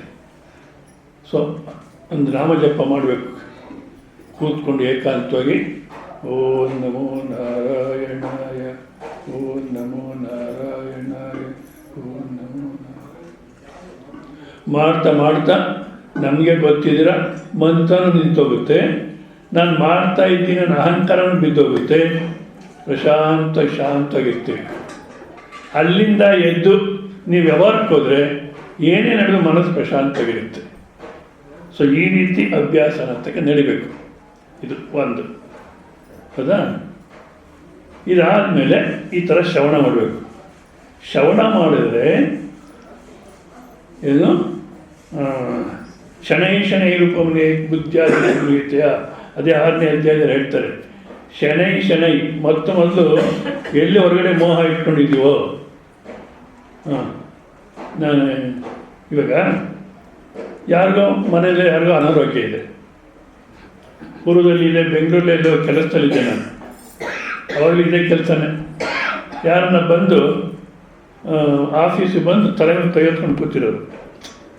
ನಾನು ಯಾಕೆ ಈ ಥರ ಕೂತಿರ್ತೀರಾ, ಏನು ಆಕಾಶ ಮೇಲೆ ಬೀಳುತ್ತಾ, ಯಾಕೆ ಈ ಥರ ಗೋಳಾಡ್ತೀರ, ಆನಂದವಾಗಿರಿ ಅಂತಿದ್ದೆ. ಅಯ್ಯೋ ಸ್ವಾಮಿ, ಅವಾಗ ಕೃಷ್ಣಾನಂದ ಅಂತಿತ್ತು ನನ್ನ ಹೆಸರು. ಅಯ್ಯೋ ಕೃಷ್ಣಾನಂದ ಅವರೇ, ನಮ್ಮ ಸಮಸ್ಯೆ ನಿಮಗೆ ಗೊತ್ತಿಲ್ಲ ಅನ್ನೋರು. ಏನು ಸಮಸ್ಯೆ ಹೇಳಿ? ನಮ್ಮ ಶ್ರೀಮತಿಯವ್ರಿಗೆ ಮೈಲು ಹುಷಾರಿಲ್ಲ. ಮೈಲು ಹುಷಾರಿಲ್ಲದೆ ಇರೋದು ನಿಂಗೋ ನಿಮ್ಮ ಶ್ರೀಮತಿಯವ್ರಿಗೋ? ಶ್ರೀಮತಿಯವ್ರು ಮೈಲು ಹುಷಾರಿಲ್ಲದೆ ಇದ್ರು ಟಿಫನ್ ಮಾಡಿಕೊಟ್ಟಿಯಾರ ಪಾಪ, ಮಧ್ಯಾಹ್ನಕ್ಕೆ ಕ್ಯಾರಿಯರ್ ರೆಡಿ ಮಾಡಿಕೊಟ್ಟಿದ್ದಾರೆ, ಮತ್ತು ಸಾಯಂಕಾಲ ಎಲ್ಲ ರೆಡಿ ಮಾಡಿರ್ತಾರೆ. ನೀವು ಚೆನ್ನಾಗಿ ತಿಂದ್ಬಿಟ್ಟು ಅಯ್ಯೋ ಅಂತಿರಲ್ಲ. ಅದೇ ನೋಡ್ಕೋಬಾರ್ದು, ಶ್ರೀಮತಿ ನೋಡ್ಕೋಬೇಕು. ಆದರೆ ಅವ್ರಿಗೇನು ಹೆಚ್ಚು ಕಮ್ಮಿ ಅಂದರೆ ನನಗೆ ಆಯಿತು, ನೋಡ್ಕೊಳ್ಳೋಣ, ಚೆನ್ನಾಗಿ ನೋಡ್ಕೊಳ್ಳೋಣ. ನಮ್ಮ ಜವಾಬ್ದಾರಿ ಅಷ್ಟಲ್ಲ, ಪ್ರೇಮ ನೋಡ್ಕೋಬೇಕು. ಆದರೆ ನನಗೆ ಏನೋ ಆಗೋಗ್ಬಿಟ್ಟಿದೆ ಅಂತ ಅಳ್ತಾ ಕೂತ್ಕೊಂಡ್ರೆ ಅವರು ನೋಡ್ಕೊಳ್ಳೋಕ್ಕಾಗುತ್ತೋ? ನಮ್ಮಲ್ಲಿ ಉತ್ಸಾಹ ಚೆನ್ನಾಗಿರಬೇಕು, ಹೌದಾ? ನೋಡ್ಕೊಳ್ಳಿ. ಯಾಕೆ ಓಡಾಡ್ತೀರ ಅಂದರೆ ನನ್ನದು ನನ್ನವರು ಅನ್ನೋತಕ್ಕಂಥದ್ದೇ ನಾವಾಗ್ಬಿಟ್ಟಿರ್ತೀವಿ, ಅಲ್ಲಿಂದ ಬಿಡಿಸ್ಕೋಬೇಕು, ಹೌದಾ?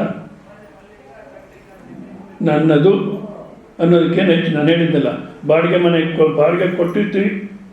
ಇದೆಲ್ಲ ಇಲ್ದೇನೋ ಸಮಸ್ಯೆ ಇಟ್ಟು ಅಂದ್ಕೊಡೋದು. ಇವೆಲ್ಲ ವ್ಯವಹಾರ ಬಾಡಿಗೆ ಕೊಟ್ಟಿದ್ದೀವಿ. ಅವ್ರೇನು ಮಾಡ್ತಾರೆ, ಈ ಮಳೆ ಹೊಡೆಯೋಕ್ಕೆ ಶುರು ಮಾಡ್ತಾರೆ, ದಂಡ ಅಂತ ಎಷ್ಟು ಹೇಳಿದ್ರು ಕೇಳೋಲ್ಲ. ಆವಾಗ ಈ ಓನರ್ಗೆ ಏಟ್ ಎಲ್ಲಿ ಬೀಳ್ತಾನೆ, ಈಗ ಅದೇ ಮೇಲೆ ಬೀಳ್ತು, ಹೋಯ್ತು ನನ್ನ ಮನೆ ಅಂತ. ಅದು ನಾನಲ್ಲ, ಹೆಂಡತಿ ಅಂದರೆ ನಾನಲ್ಲ, ನಾನು ನೋಡ್ಕೋಬೇಕು, ನಿಜ ನನಗೇನು ಆಗ್ತಿಲ್ಲ ಅಂದ್ಬಿಟ್ಟು ಅಲ್ಲಿಂದ ಬಿಡಿಸ್ಕೋಬೇಕು. ಅದಾದಮೇಲೆ ಶ್ರವಣ ಮಾಡಿ ಈ ಥರ ಬಿಡಿಸ್ಕೋಬೇಕು. ಶರೀರಕ್ಕೆ ಬಂದ್ವಿ. ಶರೀರಕ್ಕೆ ಬಂದರೆ ಇಲ್ಲೇನು ಹೇಳ್ತಾರೆ, ಇವಾಗ ನೋಡಿ, ಡಾಕ್ಟರ್ ಹತ್ರ ಹೋಗ್ತೀರ ನೀವು, ನಿಮ್ಗೆ ಅರ್ಥ ಆಗಲಿ ಅಂತ ಈ ಥರ ಹೇಳ್ತೀನಿ ನಾನು. ಡಾಕ್ಟರ್ ಹತ್ರ ಹೋಗ್ತೀರ, ಅಯ್ಯೋ ಡಾಕ್ಟ್ರೇ ನಾನು ನೋವಿನಲ್ಲಿದ್ದೀನಿ. ಡಾಕ್ಟ್ರ್ ಏನು ಮಾಡ್ತಾರೆ, ನಾನು ನೋವಿನಲ್ಲಿ ಇದ್ದೀನಿ ಅಂದರೆ ನೆತ್ತಿಗೆ ಒಂದು ಇಂಜೆಕ್ಷನ್ನು ಮತ್ತು ಪಾದಕ್ಕೊಂದು ಇಂಜೆಕ್ಷನ್ ಹಾಕಿ ಫೀಸ್ ಕೊಟ್ಟು ಹೋಗು ಅಂತಾರ? ಇಲ್ಲ. ಎಲ್ಲಿ ನೋವು ಅಂತಾರೆ, ಹೌದಲ್ಲ? ಎಲ್ಲಿ ನೋವು ಅಂತಾರೆ? ಎಲ್ಲಿ ನೋವು ಅಂದರೆ ಮೊಣಕಾಲು ನೋವು ಅಂತೀವಿ. ಇಷ್ಟು ಮುಂಚೆ ಏನು ಹೇಳಿದ್ರೆ ನಾನೇ ನೋವಿನಲ್ಲಿದ್ದೀನಿ ಅಂತ, ಇವಾಗ ಮೊಣಕಾಲಿನಲ್ಲಿದೆ ನೋವು, ಹೌದಲ್ಲ? ಮೊಣಕಾಲಿನಲ್ಲಿ ಇದೆ ಅಂದಾಗ ಅವ್ರೇನು ಮಾಡ್ತಾರೆ, ಎತ್ತಲ ಕಡೆ ಕಾಲು ಎಡಗಾಲು, ಸರಿ ಇಲ್ಲಿದೆಯಾ ನೋವು, ಎಲ್ಲಿಲ್ಲ, ಇಲ್ಲಿದೆಯಾ ಇಲ್ಲ ಅಂತ ಪ್ರೆಸ್ ಮಾಡ್ತಿರ್ತಾರೆ. ಇಲ್ಲಿದೆಯಾ, ಇಲ್ಲಿ ಮತ್ತು ಎಲ್ಲಿದೆ, ಇಲ್ಲಿದೆಯಾ ಇಲ್ಲ, ಇಲ್ಲಿದೆಯಾ ನೋವು ಇಲ್ಲ, ಅಲ್ಲಿದೆ ಅಂತೀವಿ. 80 kg ಶರೀರದಲ್ಲಿ ಎಲ್ಲೋ ಒಂದು ಕಡೆ ನೋವಿದೆ. ಆ ಇಡೀ ನೋವನ್ನು ಶರೀರಕ್ಕೆಲ್ಲ ಹಾಕ್ಕೊಂಡು ಮನಸ್ಸು ಬುದ್ಧಿಗೂ ಹಾಕ್ಕೊಂಡು ನಮ್ಮಲ್ಲಿರೋ ಪರಮಾತ್ಮ ಸ್ವಲ್ಪ ಆನಂದಕ್ಕೂ ಅದನ್ನು ಜೋಡಿಸ್ಬಿಟ್ಟು ಯಾವುದನ್ನು ನೋವನ್ನು ನಾನು ನೋವಲ್ಲಿದ್ದೀನಿ ಅಂತೀವಿ. ಬಿಡಿಸ್ಕೋಬೇಕಲ್ಲಿ ಇದೇ ಮೊಣಕಾಲಲ್ಲಿ ನೋವು ಇದೆ, ಏನು ಔಷಧಿ ಬೇಕೋ ತಗೊಳ್ಳೋಣ. ಆದರೆ ಇದನ್ನೆಲ್ಲ ನೋಡ್ತಿರ್ತಕ್ಕಂಥ ನನಗೆ ನೋವಿಲ್ಲ. ಹೌದಲ್ಲ, ಜನ್ ಫಿಲಾಸಫಿನಲ್ಲಿ ನಾವು ಶರೀರನ ದೃಶ್ಯ ಮಾಡಿ ನೋಡಬೇಕು. ಶರೀರನ ದೃಶ್ಯ ಮಾಡಿ ನೋಡಬೇಕು. ಜನ್ ಫಿಲಾಸಫಿನಲ್ಲಿ ಗುರುಗಳು ಶಿಷ್ಯನ ಕೂಡಿಸ್ಕೊಂಡು ಹೇಳ್ತಿರ್ತಾರೆ, ಇರತಕ್ಕಂಥದ್ದು ಒಂದೇ, ಎರಡನೇದಿಲ್ಲ, ಇರೋದು ಒಂದೇ ಅಂತ ಹೇಳ್ತಿರ್ತಾರೆ. ಅವ್ರು ಚೆನ್ನಾಗಿ ಅರ್ಥ ಆಗಲಿ ಅಂತ. ಈ ಶಿಷ್ಯರು ಎಷ್ಟು ಅವ್ರು ಏನು ಮಾಡಬೇಕು ಅದೇ ಮಾಡ್ತಾರೆ. ಇವ್ರು ಶಿಷ್ಯರು ಏನು ಮಾಡಿದ್ರು, ಗುರುಗಳೆಲ್ಲ ಹೊರಗಡೆ ಹೋಗಿದ್ದಾರೆ. ಸೊ ನನ್ನಂಥ ಶಿಷ್ಯ ಒಬ್ಬ ಬೇರೆ ಎಲ್ಲರನ್ನು ಕೂಡಿಸ್ಕೊಂಡು ಹಾಸ್ಯ ಮಾಡ್ತೇನೆ, ಇರೋದೊಂದೇ ಎರಡನೇದಿಲ್ಲ, ಇರೋದೊಂದೇ ಎರಡನೇದಿಲ್ಲ ಅಂತ. ಗುರುಗಳು ಬಂದರು, ಕಿಟಕಿಲಿ ನೋಡಿದ್ರು, ಅಯ್ಯೋ ಮೂರ್ಖರ, ನಾನು ಎಷ್ಟು ಉನ್ನತ ಅಂತ ತತ್ವ ಹೇಳ್ತಿದ್ದೀನಿ, ನೀವು ಹಾಸ್ಯ ಮಾಡ್ಕೊಳ್ತಿದ್ದೀರಾ ಅಂದ್ಬಿಟ್ಟು ಅವ್ರು ಭಾಳ ಪಾಪ ಇಷ್ಟು ಹೇಳಿದ್ರು ಅರ್ಥ ಮಾಡ್ಕೊಳ್ಳಿದ್ರು. ಭಾಳ ದುಃಖ ಆಯಿತು ಅವ್ರಿಗೆ. ಆದರೆ ಮತ್ತು ಯಾವ ರೀತಿ ಹೇಳಿದ್ರೆ ಅರ್ಥ ಆಗುತ್ತೆ ನೋಡಿ, ಅದು ಗುರುವಿನ ಲಕ್ಷಣ. ಯಾವ ರೀತಿ ಹೇಳಿದ್ರೆ ಅರ್ಥ ಆಗುತ್ತೆ ಅಂತ ಯೋಚನೆ ಮಾಡಿ ಅಡುಗೆ ಮನೆಗೆ ಹೋಗಿ ಇವನು ಬೆಟ್ಟು ಆಡಿಸ್ತಿದ್ನಲ್ಲ, ಬಂದು ಚಾಕು ತೊಗೊಂಬಂದು ಆ ಬೆಟ್ಟಿಗೆ ಒಂದು ಏಟು ಹಾಕಿದ್ರು. ನಾನು ಹೇಳ್ತೀನಿ ಕರುಣೆ ಅಂತ, ನೀವು ಒಪ್ಕೊಳ್ತೀರ ಕರುಣೆ ಅಂತ. ಕರುಣೆ ಅಂದ್ರೇನು, ಏನಾದರೂ ಮಾಡಿ ಇವಾಗ ಅರ್ಥ ಮಾಡಿಸ್ಬೇಕು, ಇವ್ರ ಜನ್ಮ ಸಾರ್ಥಕ ಆಗುತ್ತೆ ಅನ್ನತಕ್ಕಂಥದ್ದು, ಅದು ಕರುಣೆ. ಬೆಟ್ಟಿಗೆ ಯಾವಾಗ ಹಾಕಿದ್ರು ಬೆಟ್ಟು ಕತ್ತರಿಸಿ ಕೆಳಗಡೆ ಬಿತ್ತು. ಅಯ್ಯೋ ಅಂದ, ಅಯ್ಯೋ ಅನ್ಬೇಡ, ಏಟು ಎಲ್ಲಿ ಬಿದ್ದಿದೆ ನೋಡು, ಏಟು ಎಲ್ಲಿಗೆ ಬಿದ್ದಿದೆ ನೋಡು, ಅಯ್ಯೋ ಅನ್ಬೇಡ, ಏಟು ಎಲ್ಲಿಗೆ ಬಿದ್ದಿದೆ ನೋಡು. ನೋಡ್ತಾನೆ ಬೆಟ್ಟಿಗೆ ಮಾತ್ರ ಬಿದ್ದಿದೆ, ಬೆಟ್ಟು ಕೆಳಗಡೆ ಬಿದ್ದೋಗಿದೆ, ಅಲ್ಲಿಂದ ರಕ್ತ ಬರ್ತಿದೆ. ಆದರೆ ಇದು ನೋಡ್ತಿರ್ತಕ್ಕಂಥ ಕಣ್ಣಲ್ಲಿ ಏಟು ಬೀಳಿಲ್ಲ, ಮುಖಕ್ಕೆ ಏಟು ಬೀಳಿಲ್ಲ, ಶರೀರದ ಯಾವುದೇ ಭಾಗಕ್ಕೆ ಏಟು ಬೀಳಿಲ್ಲ. ಅಷ್ಟೇ ಅಲ್ಲ, ಮನಸ್ಸು ಬುದ್ಧಿ ಇವೆಲ್ಲವನ್ನು ನೋಡ್ತಿರ್ತಕ್ಕಂಥ ಚೈತನ್ಯ ಸ್ವರೂಪ ನಾನು ಅನ್ನೋದು ಯಾವುದಿದೆಯೋ ಅದಕ್ಕೆ ಏಟು ಬೀಳಿಲ್ಲ. ಆವಾಗ ಗುರುಗಳೇ ಪಾದದ ಮೇಲೆ ನಮಸ್ಕಾರ ಮಾಡಿ, ನೀವು ಹೇಳಿದ್ದು ಇವತ್ತು ಅರ್ಥ ಆಯಿತು. ಶರೀರಕ್ಕೆ ಏಟು ಬಿದ್ದರೂ ನನಗೇನಾಗಿಲ್ಲ, ಶರೀರ ಬಿಡಿಸ್ಕೋಬೇಕು. ಆಮೇಲೆ ಮನಸ್ಸು, ಈಗ ನಿಮ್ಮ ಮನಸ್ಸಿನಲ್ಲಿ ಏನಿದೆ ಬೇರೆಯವ್ರಿಗೆ ಗೊತ್ತಾಗೋದು ಬೇಡ. ಕೆಲವರು ಸ್ವಾಮಿಗಳವರು ಇದ್ದಾರೆ, ನಿಮ್ಮ ಮನಸ್ಸಿನ ಚೆನ್ನಾಗಿ ಗೊತ್ತಾಗುತ್ತೆ ನನಗೆ ಅಂತಾರೆ. ನಿಜವಾಗ್ಲೂ ಬೇರೆ ಮನಸ್ಸಿನ ಅರ್ಥ ಮಾಡ್ಕೊಳ್ಳೋಕೆ ಶುರು ಮಾಡಿದ್ರೆ ನೆಮ್ಮದಿಯಾಗಿರೋಕ್ಕಾಗಲ್ಲ. ಯಾಕೆಂದರೆ ಇವಾಗ ನೀವೆಲ್ಲ ಪಾಪ ಕೂತ್ಕೊಂಡು ಚೆನ್ನಾಗಿ ಕೇಳ್ತಿದ್ದೀರ, ಹೌದಾ? ನೀವು ಒಬ್ಬರು ಅನ್ನೋದು ಅಂದ್ಕೊಳ್ತಾ ಇರ್ತೀರ ಅಂತ ಇಟ್ಕೊಳ್ಳಿ. ಏನು ಹೇಳ್ತಾರಪ್ಪ ಇವರು, ನಿದ್ದೆ ಮಾಡ್ಲಿಕ್ಕೆ ಬಿಡಲ್ಲ, ಏನೇ ಯಾತದೋ ಅದೇನೋ ಬೆಟ್ಟು ಕತ್ತರಿಸು ಅಂತ ಏನೇ ಇದೆಯಲ್ಲ ಅಂತ ಒಬ್ಬರು ಅನ್ನೋದು ರೀತಿ ಅಂದ್ಕೊಳ್ತಾ ಇದ್ರೆ ನಾನು ಮಾತಾಡೋಕ್ಕಾಗುತ್ತೋ? ಬೇರೆ ಮನಸ್ಸಿನಲ್ಲಿ ತಿಳ್ಕೊಳ್ಳೋ ಆ ವಿದ್ಯೆನೇ ಬೇಡ. ಭಾಳಷ್ಟು ಒದ್ದಾಡ್ತಾರೆ ಅಂಥವರೆಲ್ಲ ಇರಲಿ. ಈಗ ನಿಮ್ಮ ಮನಸ್ಸಿನಲ್ಲಿ ಇದೆ, ನಿಮಗೆ ಗೊತ್ತಾಗುತ್ತೆ, ಹೌದಾ? ಈಗ ನಿಮ್ಮ ಮನಸ್ಸಿನಲ್ಲಿ ಒಂದು ಆಲೋಚನೆ ಬಂತು, ಅದು ಹೊರಟೋಯ್ತು.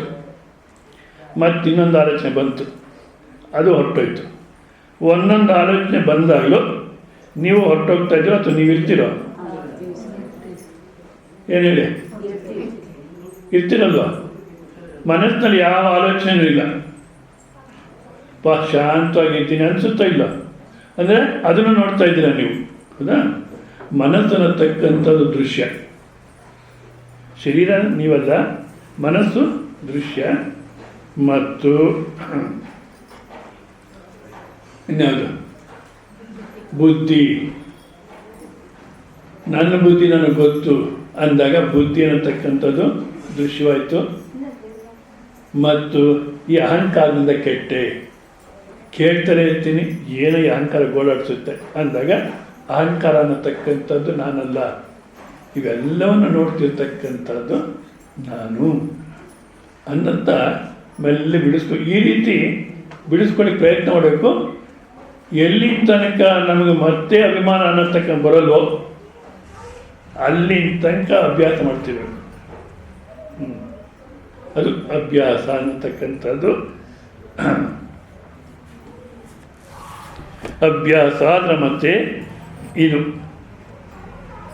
ಈ ರೀತಿಯಲ್ಲಿ ಉತ್ತಮವಾಗಿರ್ತಕ್ಕಂಥ ಸುಖವನ್ನು ತಿಳ್ಕೊಳ್ಳಿಕ್ಕೋಸ್ಕರವಾಗಿ ಈ ರೀತಿ ಅಭ್ಯಾಸ ಮಾಡ್ತಿದ್ರೆ, ಇವಾಗ ನೋಡಿ ಸಾಕ್ಷಿ ಸಾಕ್ಷಿ ಅಂತ ಶಬ್ದ ಹೇಳಿದೆ ನಾನು.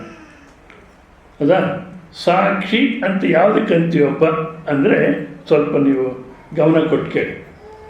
ಈಗ ನೀವು ಸ್ವಾಮೀಜಿ ಮಾತನಾಡತಕ್ಕಂಥ ಸ್ವಾಮೀಜಿನ ನೋಡ್ತಿದ್ದೀರ. ಸೊ ಸ್ವಾಮೀಜಿ ನಿಮಗೆ ದೃಶ್ಯ, ಹೌದಾ? ನಿಮ್ಮ ಎದುರಿನಲ್ಲಿದ್ದಾರೆ ದೃಶ್ಯ. ನೀವು ಸ್ವಾಮೀಜಿನ ಅಲ್ಲ, ಸ್ವಾಮೀಜಿನ ನೋಡೋರು. ಹಾಂ, ನಾಗಮ್ಮನವರೇ ಎದ್ದೇಳಿ, ಏನಲ್ಲ ಬೇರೆಯನ್ನೆಲ್ಲ ಅಂಟ್ರೋಗ. ಸ್ವಾಮೀಜಿ ದೃಶ್ಯ, ನೀವು ಸ್ವಾಮೀಜಿ ನೋಡೋರು, ಹೌದಾ? ನೀವು ಸ್ವಾಮೀಜಿ ಅಲ್ಲ, ಹೌದಾ? ಈಗ ಮತ್ತು ನೀವು ಶ್ರೋತ, ಕೇಳ್ತಿರೋರು. ಸ್ವಾಮೀಜಿ ವಕ್ತ ಹೇಳೋರು, ನೀವು ಶ್ರೋತ ಕೇಳ್ತಿರೋರು, ಹೌದಾ? ಈಗ ಸ್ವಾಮೀಜಿ ನೋಡ್ತಿದ್ದೀರ, ಸ್ವಾಮೀಜಿನ ನೀವು ಬೇರೆ, ಹೌದಾ? ಅದೇ ನಿಮ್ಮನ್ನು ನೀವು ನೋಡ್ತಿದ್ದೀರಾ. ಹೇಗೆ ಅಂದರೆ ಈಗ ಯಾವುದೋ ಒಂದು ಮಧ್ಯ ಒಂದು ಜೋಕ್ ಹೇಳಿದೆ ಅಂತ ಇಟ್ಕೊಳ್ಳಿ. ಬೇಕಾದ್ರೆ ಒಂದು ಜೋಕ್ ಕೇಳಿ. ಮಧ್ಯ ಈ ಗುರು ಶಿಷ್ಯ ಹೋಗ್ತಿರ್ತಾರೆ, ಮಾತಾಡ್ಕೊಂಡು ಹೋಗ್ತಿರ್ತಾರೆ. ಗುರುಗಳು ಕೇಳ್ತಾರೆ, ದೇವ್ರ ಪ್ರತ್ಯಕ್ಷ ಆದರೆ ನೀನೇನು ಕೇಳ್ತೀಯ ಅಂತ. ನಾನು ₹1,00,00,000 ಕೇಳ್ತೀನಿ ಅಂತ ನನ್ನ ಶಿಷ್ಯ. ಗುರುಗಳು ಅಂದ್ಕೊಳ್ತೀನಿ, ಎಷ್ಟು ಉಪದೇಶ ಮಾಡೋದು ಇಷ್ಟೇ ನೀನು, ಆಯ್ತು ಬಿಡು ಅಂದ್ಬಿಟ್ಟು ಶಿಷ್ಯ ಕೇಳ್ತಾನೆ, ಗುರುಗಳೇ ನೀವೇನು ಕೇಳ್ತೀರಾ ಅಂತ. ನಾನು ಆತ್ಮಜ್ಞಾನನೇ ಕೇಳ್ತೀನಪ್ಪ, ನಾನು ದುಡ್ಡು ಗಿಟ್ಟು ಕೇಳಲ್ಲ, ನಾನು ಆತ್ಮಜ್ಞಾನನೇ ಕೇಳ್ತೀನಿ ಅಂತಾನೆ. ಅವಾಗ ಶಿಷ್ಯ, ಈಗಿನ ಕಾಲ ಶಿಷ್ಯರು ಭಾಳ ಹುಷಾರು. ಶಿಷ್ಯ ಹೇಳ್ತಾನೆ, ಅದು ಸರಿ ಗುರುಗಳೇ, ಯಾರ ಹತ್ರ ಏನಿಲ್ವೋ ಅದು ಕೇಳ್ತಾರೆ. ಅರ್ಥವಾಗ್ತಾ ಇಲ್ಲ, ಯಾರ ಹತ್ರ ಏನಿಲ್ವೋ ಅದು ಕೇಳ್ತಾರೆ. ಅಂದರೆ ನಾನು ದುಡ್ಡಿಲ್ಲ, ದುಡ್ಡು ಕೇಳ್ತೀನಿ, ಆತ್ಮಜ್ಞಾನ ಇದೆ, ನಿಮ್ಮ ಹತ್ರ ಆತ್ಮಜ್ಞಾನ ಇಲ್ಲ, ಅದಕ್ಕೆ ಅದನ್ನು ಕೇಳ್ತೀನಿ ಅಂತ. ಹಾಂ, ಇವಾಗ ಇದು ಜೋಕ್ ಹೇಳಿದಾಗ ಎಲ್ಲರೂ ನಕ್ಕರು, ಕೆಲವರು ನಗು ಬರಲಿಲ್ಲ ಅಂತ ಇಟ್ಕೊಳ್ಳಿ. ಅರೇ ಏನೋ ಹೇಳಿದ್ರು ಸ್ವಾಮಿಗಳು, ನಾನು ಕೇಳಿಸ್ಕೊಳ್ಳಿಲ್ಲ, ಯಾಕೆ ನಾನು ಏನೋ ಯೋಚನೆ ಮಾಡ್ತಿದ್ದೆ ಅಂದಾಗ ನಿಮ್ಮನ್ನು ನೀವು ನೋಡ್ತಿದ್ರೋ ಇಲ್ವೋ? ಯಾವುದರಿಂದ ನಾನು ಕೇಳಿಸ್ಕೊಳ್ಳಿಲ್ಲ, ನನ್ನ ಮನಸ್ಸು ಎಲ್ಲೋಗಿತ್ತು, ಅಮೇರಿಕಾ ಹೋಗಿತ್ತು, ಫೋನ್ ಮಾಡ್ತೀನಿ ಎಂದಿದ್ರು, ನಾನು ಬಂದ್ಬಿಟ್ಟೆ, ಈ ಥರ ಎಲ್ಲೋ ಹೋಗಿತ್ತು ಅಂತ ನಿಮ್ಮನ್ನು ನೀವು ನೋಡ್ತಿದ್ದೀರಾ ಮತ್ತು ಹೇಳೋರು ನೋಡ್ತಿದ್ದೀರಾ. ಈಗ ಯಾವುದರಿಂದ ನೀವು ಹೇಳೋರು ನೋಡ್ತಿದ್ರು, ವಕ್ತ ನೋಡ್ತಿದ್ರೋ, ಕೇಳೋರು ನಿಮ್ಮನ್ನು ನೋಡ್ತಿದ್ದೀರೋ, ಅದು ಸಾಕ್ಷಿ. ಮತ್ತೆ ಇನ್ನೂ ಸ್ಪಷ್ಟ ಆಗಬೇಕಾದ್ರೆ ನಿದ್ದೆ ಅನುಭವ ಇದೆಯಲ್ಲ ನಿಮಗೆಲ್ಲ. ತಾಳಿ ಸ್ವಾಮಿ ಇವಾಗ ನಿದ್ದೆ ಮಾಡಿ ನೋಡ್ತೀನಿ ಅನ್ಬೇಡಿ, ನಿದ್ದೆ ಅನುಭವ ಇದೆ. ನಿದ್ದೆನಲ್ಲಿ ಯಾವ ರೀತಿ ಅನುಭವಿಸ್ತು ಆ ರೀತಿ ನೋಡ್ಕೊಳ್ಳಿ, ಯಾವ ರೀತಿ ಅನುಭವಿಸ್ತು ಆ ರೀತಿ ಮನಸ್ಸಿಗೆ ತಂದ್ಕೊಂಡು ನೋಡ್ಕೊಳ್ಳಿ. ನಿದ್ದೆನಲ್ಲಿ ನಾನಿದ್ದೀನಿ ಅನಿಸುತ್ತೋ, ನಾನು ಇಂಥವನು ಅನ್ನೋ ಅಭಿಮಾನ ಇದೆಯಾ? ನಿದ್ದೆ ಮಾಡ್ತಿದ್ದೀನಿ ಅಂತ ಏನಾರು ಮಾಡೋದಿದೆಯಾ? ಮತ್ತು ಏನಿದೆ ಅಲ್ಲಿ? ನಿದ್ದೆ ಅಂತ ಇಡೀ ಪ್ರಪಂಚ ಕರೆದ್ರೂ ಅಲ್ಲಿ ಕೇವಲ ಅಸ್ತಿತ್ವ ಮಾತ್ರ ಇದೆ, ಇರುವಿಕೆ, ಅಸ್ತಿತ್ವ ಅದು ಮಾತ್ರ ಇದೆ.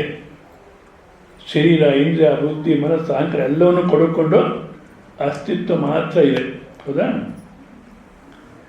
ಆ ಅನುಭವದಲ್ಲಿ, ಯಾವುದು ನಿದ್ದೆ ಅನುಭವದಲ್ಲಿ ನಿಮ್ಗೆ ಯಾವ ಥರ ಬೇಸರ ಬಂದಿದೆಯಾ? ಹಬ್ಬ ದಿವಸ ನಿದ್ದೆ ಮಾಡಿ ನನಗಂತೂ ಅಸಹ್ಯ ನಿದ್ದೆ ಅಂದರೆ ಅಂತೀನೇನು? ಇಲ್ಲ. ಯಾಕೆ? ಆನಂದ. ಆ ಅನುಭವವನ್ನು ಬೇರೆ ಹೇಳಬೇಕಾದ್ರೆ ನಮಗೆ ಏನನ್ಸುತ್ತೆ? ಹಬ್ಬ ಆನಂದ, ಹಾಯಾಗಿ ಇದು ಮಾಡಿದೆ. ಆ ಹಾಯಿ, ಆ ಆನಂದ ಎಲ್ಲಿಂದ ಬಂತು? ಬಂದಿದ್ದಲ್ಲ, ನೀವೇ ಅದು. ಅದೇ ಆನಂದ, ಅದಕ್ಕೆ ಸಮವಾಗಿರತಕ್ಕಂಥ ನೀನು ಯಾವುದಿದೆ ಹೇಳಿ? ಇವಾಗ ಆನಂದಕ್ಕೆ ಏನೇನೋ ನಾವು ಪ್ರಯತ್ನ ಮಾಡ್ತೀವಿ, ಕೊನೆಗೆ ಏನಂತೀವಿ, ಹೋಗಿ ಮಲಗಿದ್ರೆ ಸಾಕಪ್ಪ ಅಂತೀವಿ, ಹೌದಲ್ಲ? ಯಾಕೆ? ಅದಕ್ಕಿಂತ ಉನ್ನತ ಅಂತ ಆನಂದ ಬೇರೆ ಇಲ್ಲ. ಅದೇ ನೀವು, ಆ ಸುಖಮುತ್ತಮಂ ಅದೇ ನೀವು, ಹೌದಾ? ಈ ರೀತಿ ಆ ಉತ್ತಮವಾಗಿರ್ತಕ್ಕಂಥ ಸುಖ ಅದೇ ನಾನು ಅನ್ನತಕ್ಕ ಯಾರೋ ಆಫ್ ಮಾಡಿ, ಅದೇ ನಾನು ಅನ್ನತಕ್ಕಂಥದ್ದು ನಿಶ್ಚಯ ಆದರೆ ಈ ದುಃಖ ಇಲ್ಲಿದೆ. ಈಗಲೂ ಅದೇನೇ ನೀವು, ಆದರೆ ಅಲ್ಲಿ ಆನಂದ ಸ್ವರೂಪಗಳಾಗಿದ್ರಿ, ಈಗಲೂ ಆನಂದ ಸ್ವರೂಪಗಳಾಗಿ ಇದ್ದೀರಾ. ಆದರೆ ಈ ಶರೀರ, ಇಂದ್ರಿಯ, ಬುದ್ಧಿ, ಮನಸ್ಸು, ಅಹಂಕಾರ ಅನ್ನತಕ್ಕಂಥದ್ದು ಸೇರಿಕೊಂಡು ಸಂಸಾರಿ ದುಃಖಿ ಅಂತ ಮಾಡ್ತಿದ್ದೀವಿ. ಈಗ ನೋಡಿ, ಇದು ನಾವು ಮಾಡತಕ್ಕಂಥ ನಟನೆ ಪಾತ್ರಧಾರಿ ಯಾರಪ್ಪ? ಆನಂದೇ ಪಾತ್ರಧಾರಿ. ಪಾತ್ರಧಾರಿಯ ಕಷ್ಟ ಸುಖ, ಪಾತ್ರಧಾರಿಯ ಕಷ್ಟ ಸುಖ ಅಂತಿದ್ದೀನಿ ನಾನು. ಪಾತ್ರಧಾರಿಗೆ ಪಾತ್ರದ ಕಷ್ಟ ಸುಖ ಇದೆಯೋ? ಅರ್ಥವಾಗುತ್ತೆ ಇಲ್ಲ ನಿಮಗೆಲ್ಲ? ಈಗ ಇದು ನಿಮಗೆಲ್ಲ ಅರ್ಥ ಆಗುತ್ತೆ ಈ ದೃಷ್ಟಾಂತದಲ್ಲಿ. ಟಿ ವಿನಲ್ಲಿ ರಾಮಾಯಣ ನೋಡಿದಿರೋ ಇಲ್ವ?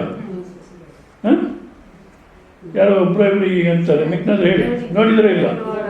ನೋಡಿದ್ದೀರ, ಹೌದಾ? ಅದರಲ್ಲಿ ದೀಪಿಕಾ ಸೀತಾದೇವಿ ಪಾತ್ರ ಮಾಡ್ಯಾಳೆ. ದೀಪಿಕಾವನ್ನು ಹಾಕಿ ಸೀತಾದೇವಿ ಪಾತ್ರ ಮಾಡ್ಯಾಳೆ. ದೀಪಿಕಾ ತನ್ನ ಬಾಯಿಂದಲೇ ದುಃಖ ಹೇಳ್ತಾಳೆ, ದೀಪಿಕಾ ಕಣ್ಣಲ್ಲೇ ನೀರು ಬರ್ತಿದೆ, ಹೌದಾ? ಆದರೆ ಆ ಸೀತಾದೇವಿ ದುಃಖ ಮತ್ತು ಸೀತಾದೇವಿಯ ಸಂಕಟ ಏನಿದೆಯೋ, ನೋವು, ಅದು ದೀಪಿಕಾಗಿದೆಯೋ? ಯಾಕೆ? ಅವಳು ಆಕೆ ಕಣ್ಣಿಂದಲೇ ನೀರು ಬರ್ತಿದೆ, ಬಂದ್ರೂ ಈ ಕಣ್ಣಿನ ನನ್ನ ಸಂಬಂಧ ಇಲ್ಲ. ಯಾಕೆ? ನಾನು ದೀಪಿಕಾ ಈ ಹೊರಗಡೆ ಸೀತಾದೇವಿ ಕಾಣಿಸ್ಕೊಳ್ತಿದ್ದೀನಿ, ಇದು ನಾನಲ್ಲ. ಅದೇ ರೀತಿ ಆನಂದ ಸ್ವರೂಪಿಗಳಾಗಿ ಇದ್ಕೊಂಡು ಹೊರಗಡೆಗೆ ಸಂಸಾರಿ ದುಃಖಿ ಅಂತ ಕಾಣಿಸ್ಕೊಳ್ತಾ ಇದ್ದೀವಿ. ಈ ಹೊರಗಡೆ ಕಾಣಿಸ್ಕೊಳ್ತಕ್ಕಂಥದ್ದು ನಾನಲ್ಲ, ಆನಂದವೇ ನಾನು. ಇದು ಅರ್ಥವಾದರೆ ಸುಖಮುತ್ತಮ. ತಾಮಸಿಕ ಸುಖ, ರಜೋ ಸುಖ ಮತ್ತು ಉತ್ತಮವಾದ ಸುಖ, ಸಾತ್ವಿಕ ಸುಖ ಅನ್ನತಕ್ಕಂಥ ಹೇಳ್ತೀನಿ, ತಿಳ್ಕೊ, ಮನಸ್ಸಿಟ್ಟು ಕೇಳು ಅಂದರು. ಟೈಮು ಆಯಿತು. ಅಂಥ ಸುಖ ಅನ್ನತಕ್ಕಂಥ ಅದನ್ನು ಬಿಟ್ಟುಬಿಟ್ಟು ಯಾವುದೇ ಪಾನಿಪುರಿ, ಗುಬೆ ಮಂಚೂರಿ ಇಂಥವನ್ನು ತಿನ್ಕೊಂಡು ಏನೋ ಒದ್ದಾಡ್ತಾ ಇರ್ತೀವಿ. ಸೊ ಅಂಥ ಉತ್ತಮವಾದ ಸುಖ ನೀವು ಅನ್ನತಕ್ಕಂಥ ತಿಳಿಸುತ್ತೆ. ಮಧ್ಯಾಹ್ನದ ಕ್ಲಾಸಲ್ಲಿ ನಾವು ಮತ್ತೆ ಬೇರೆ ಶ್ಲೋಕ ನೋಡೋಣ. ಮತ್ತು ಸ್ವಲ್ಪ ನಿಜವಾದ ಸ್ವಲ್ಪ ಕ್ರಮಶಿಕ್ಷಣ ಕಲ್ತ್ಕೊಳ್ಳಿ. ಒಳಗಡೆ ಬರೋಕ್ಕೆ ಮುಂಚೆ ಫೋನ್ ಆಫ್ ಮಾಡಿ ಬಂದ್ಬಿಡಿ. ಫೋನ್ ಆಫ್ ಬೇಡಿ, ಆಫ್ ಮಾಡೋಕ್ಕೆ ಬರೋಲ್ಲ ಅಂದರೆ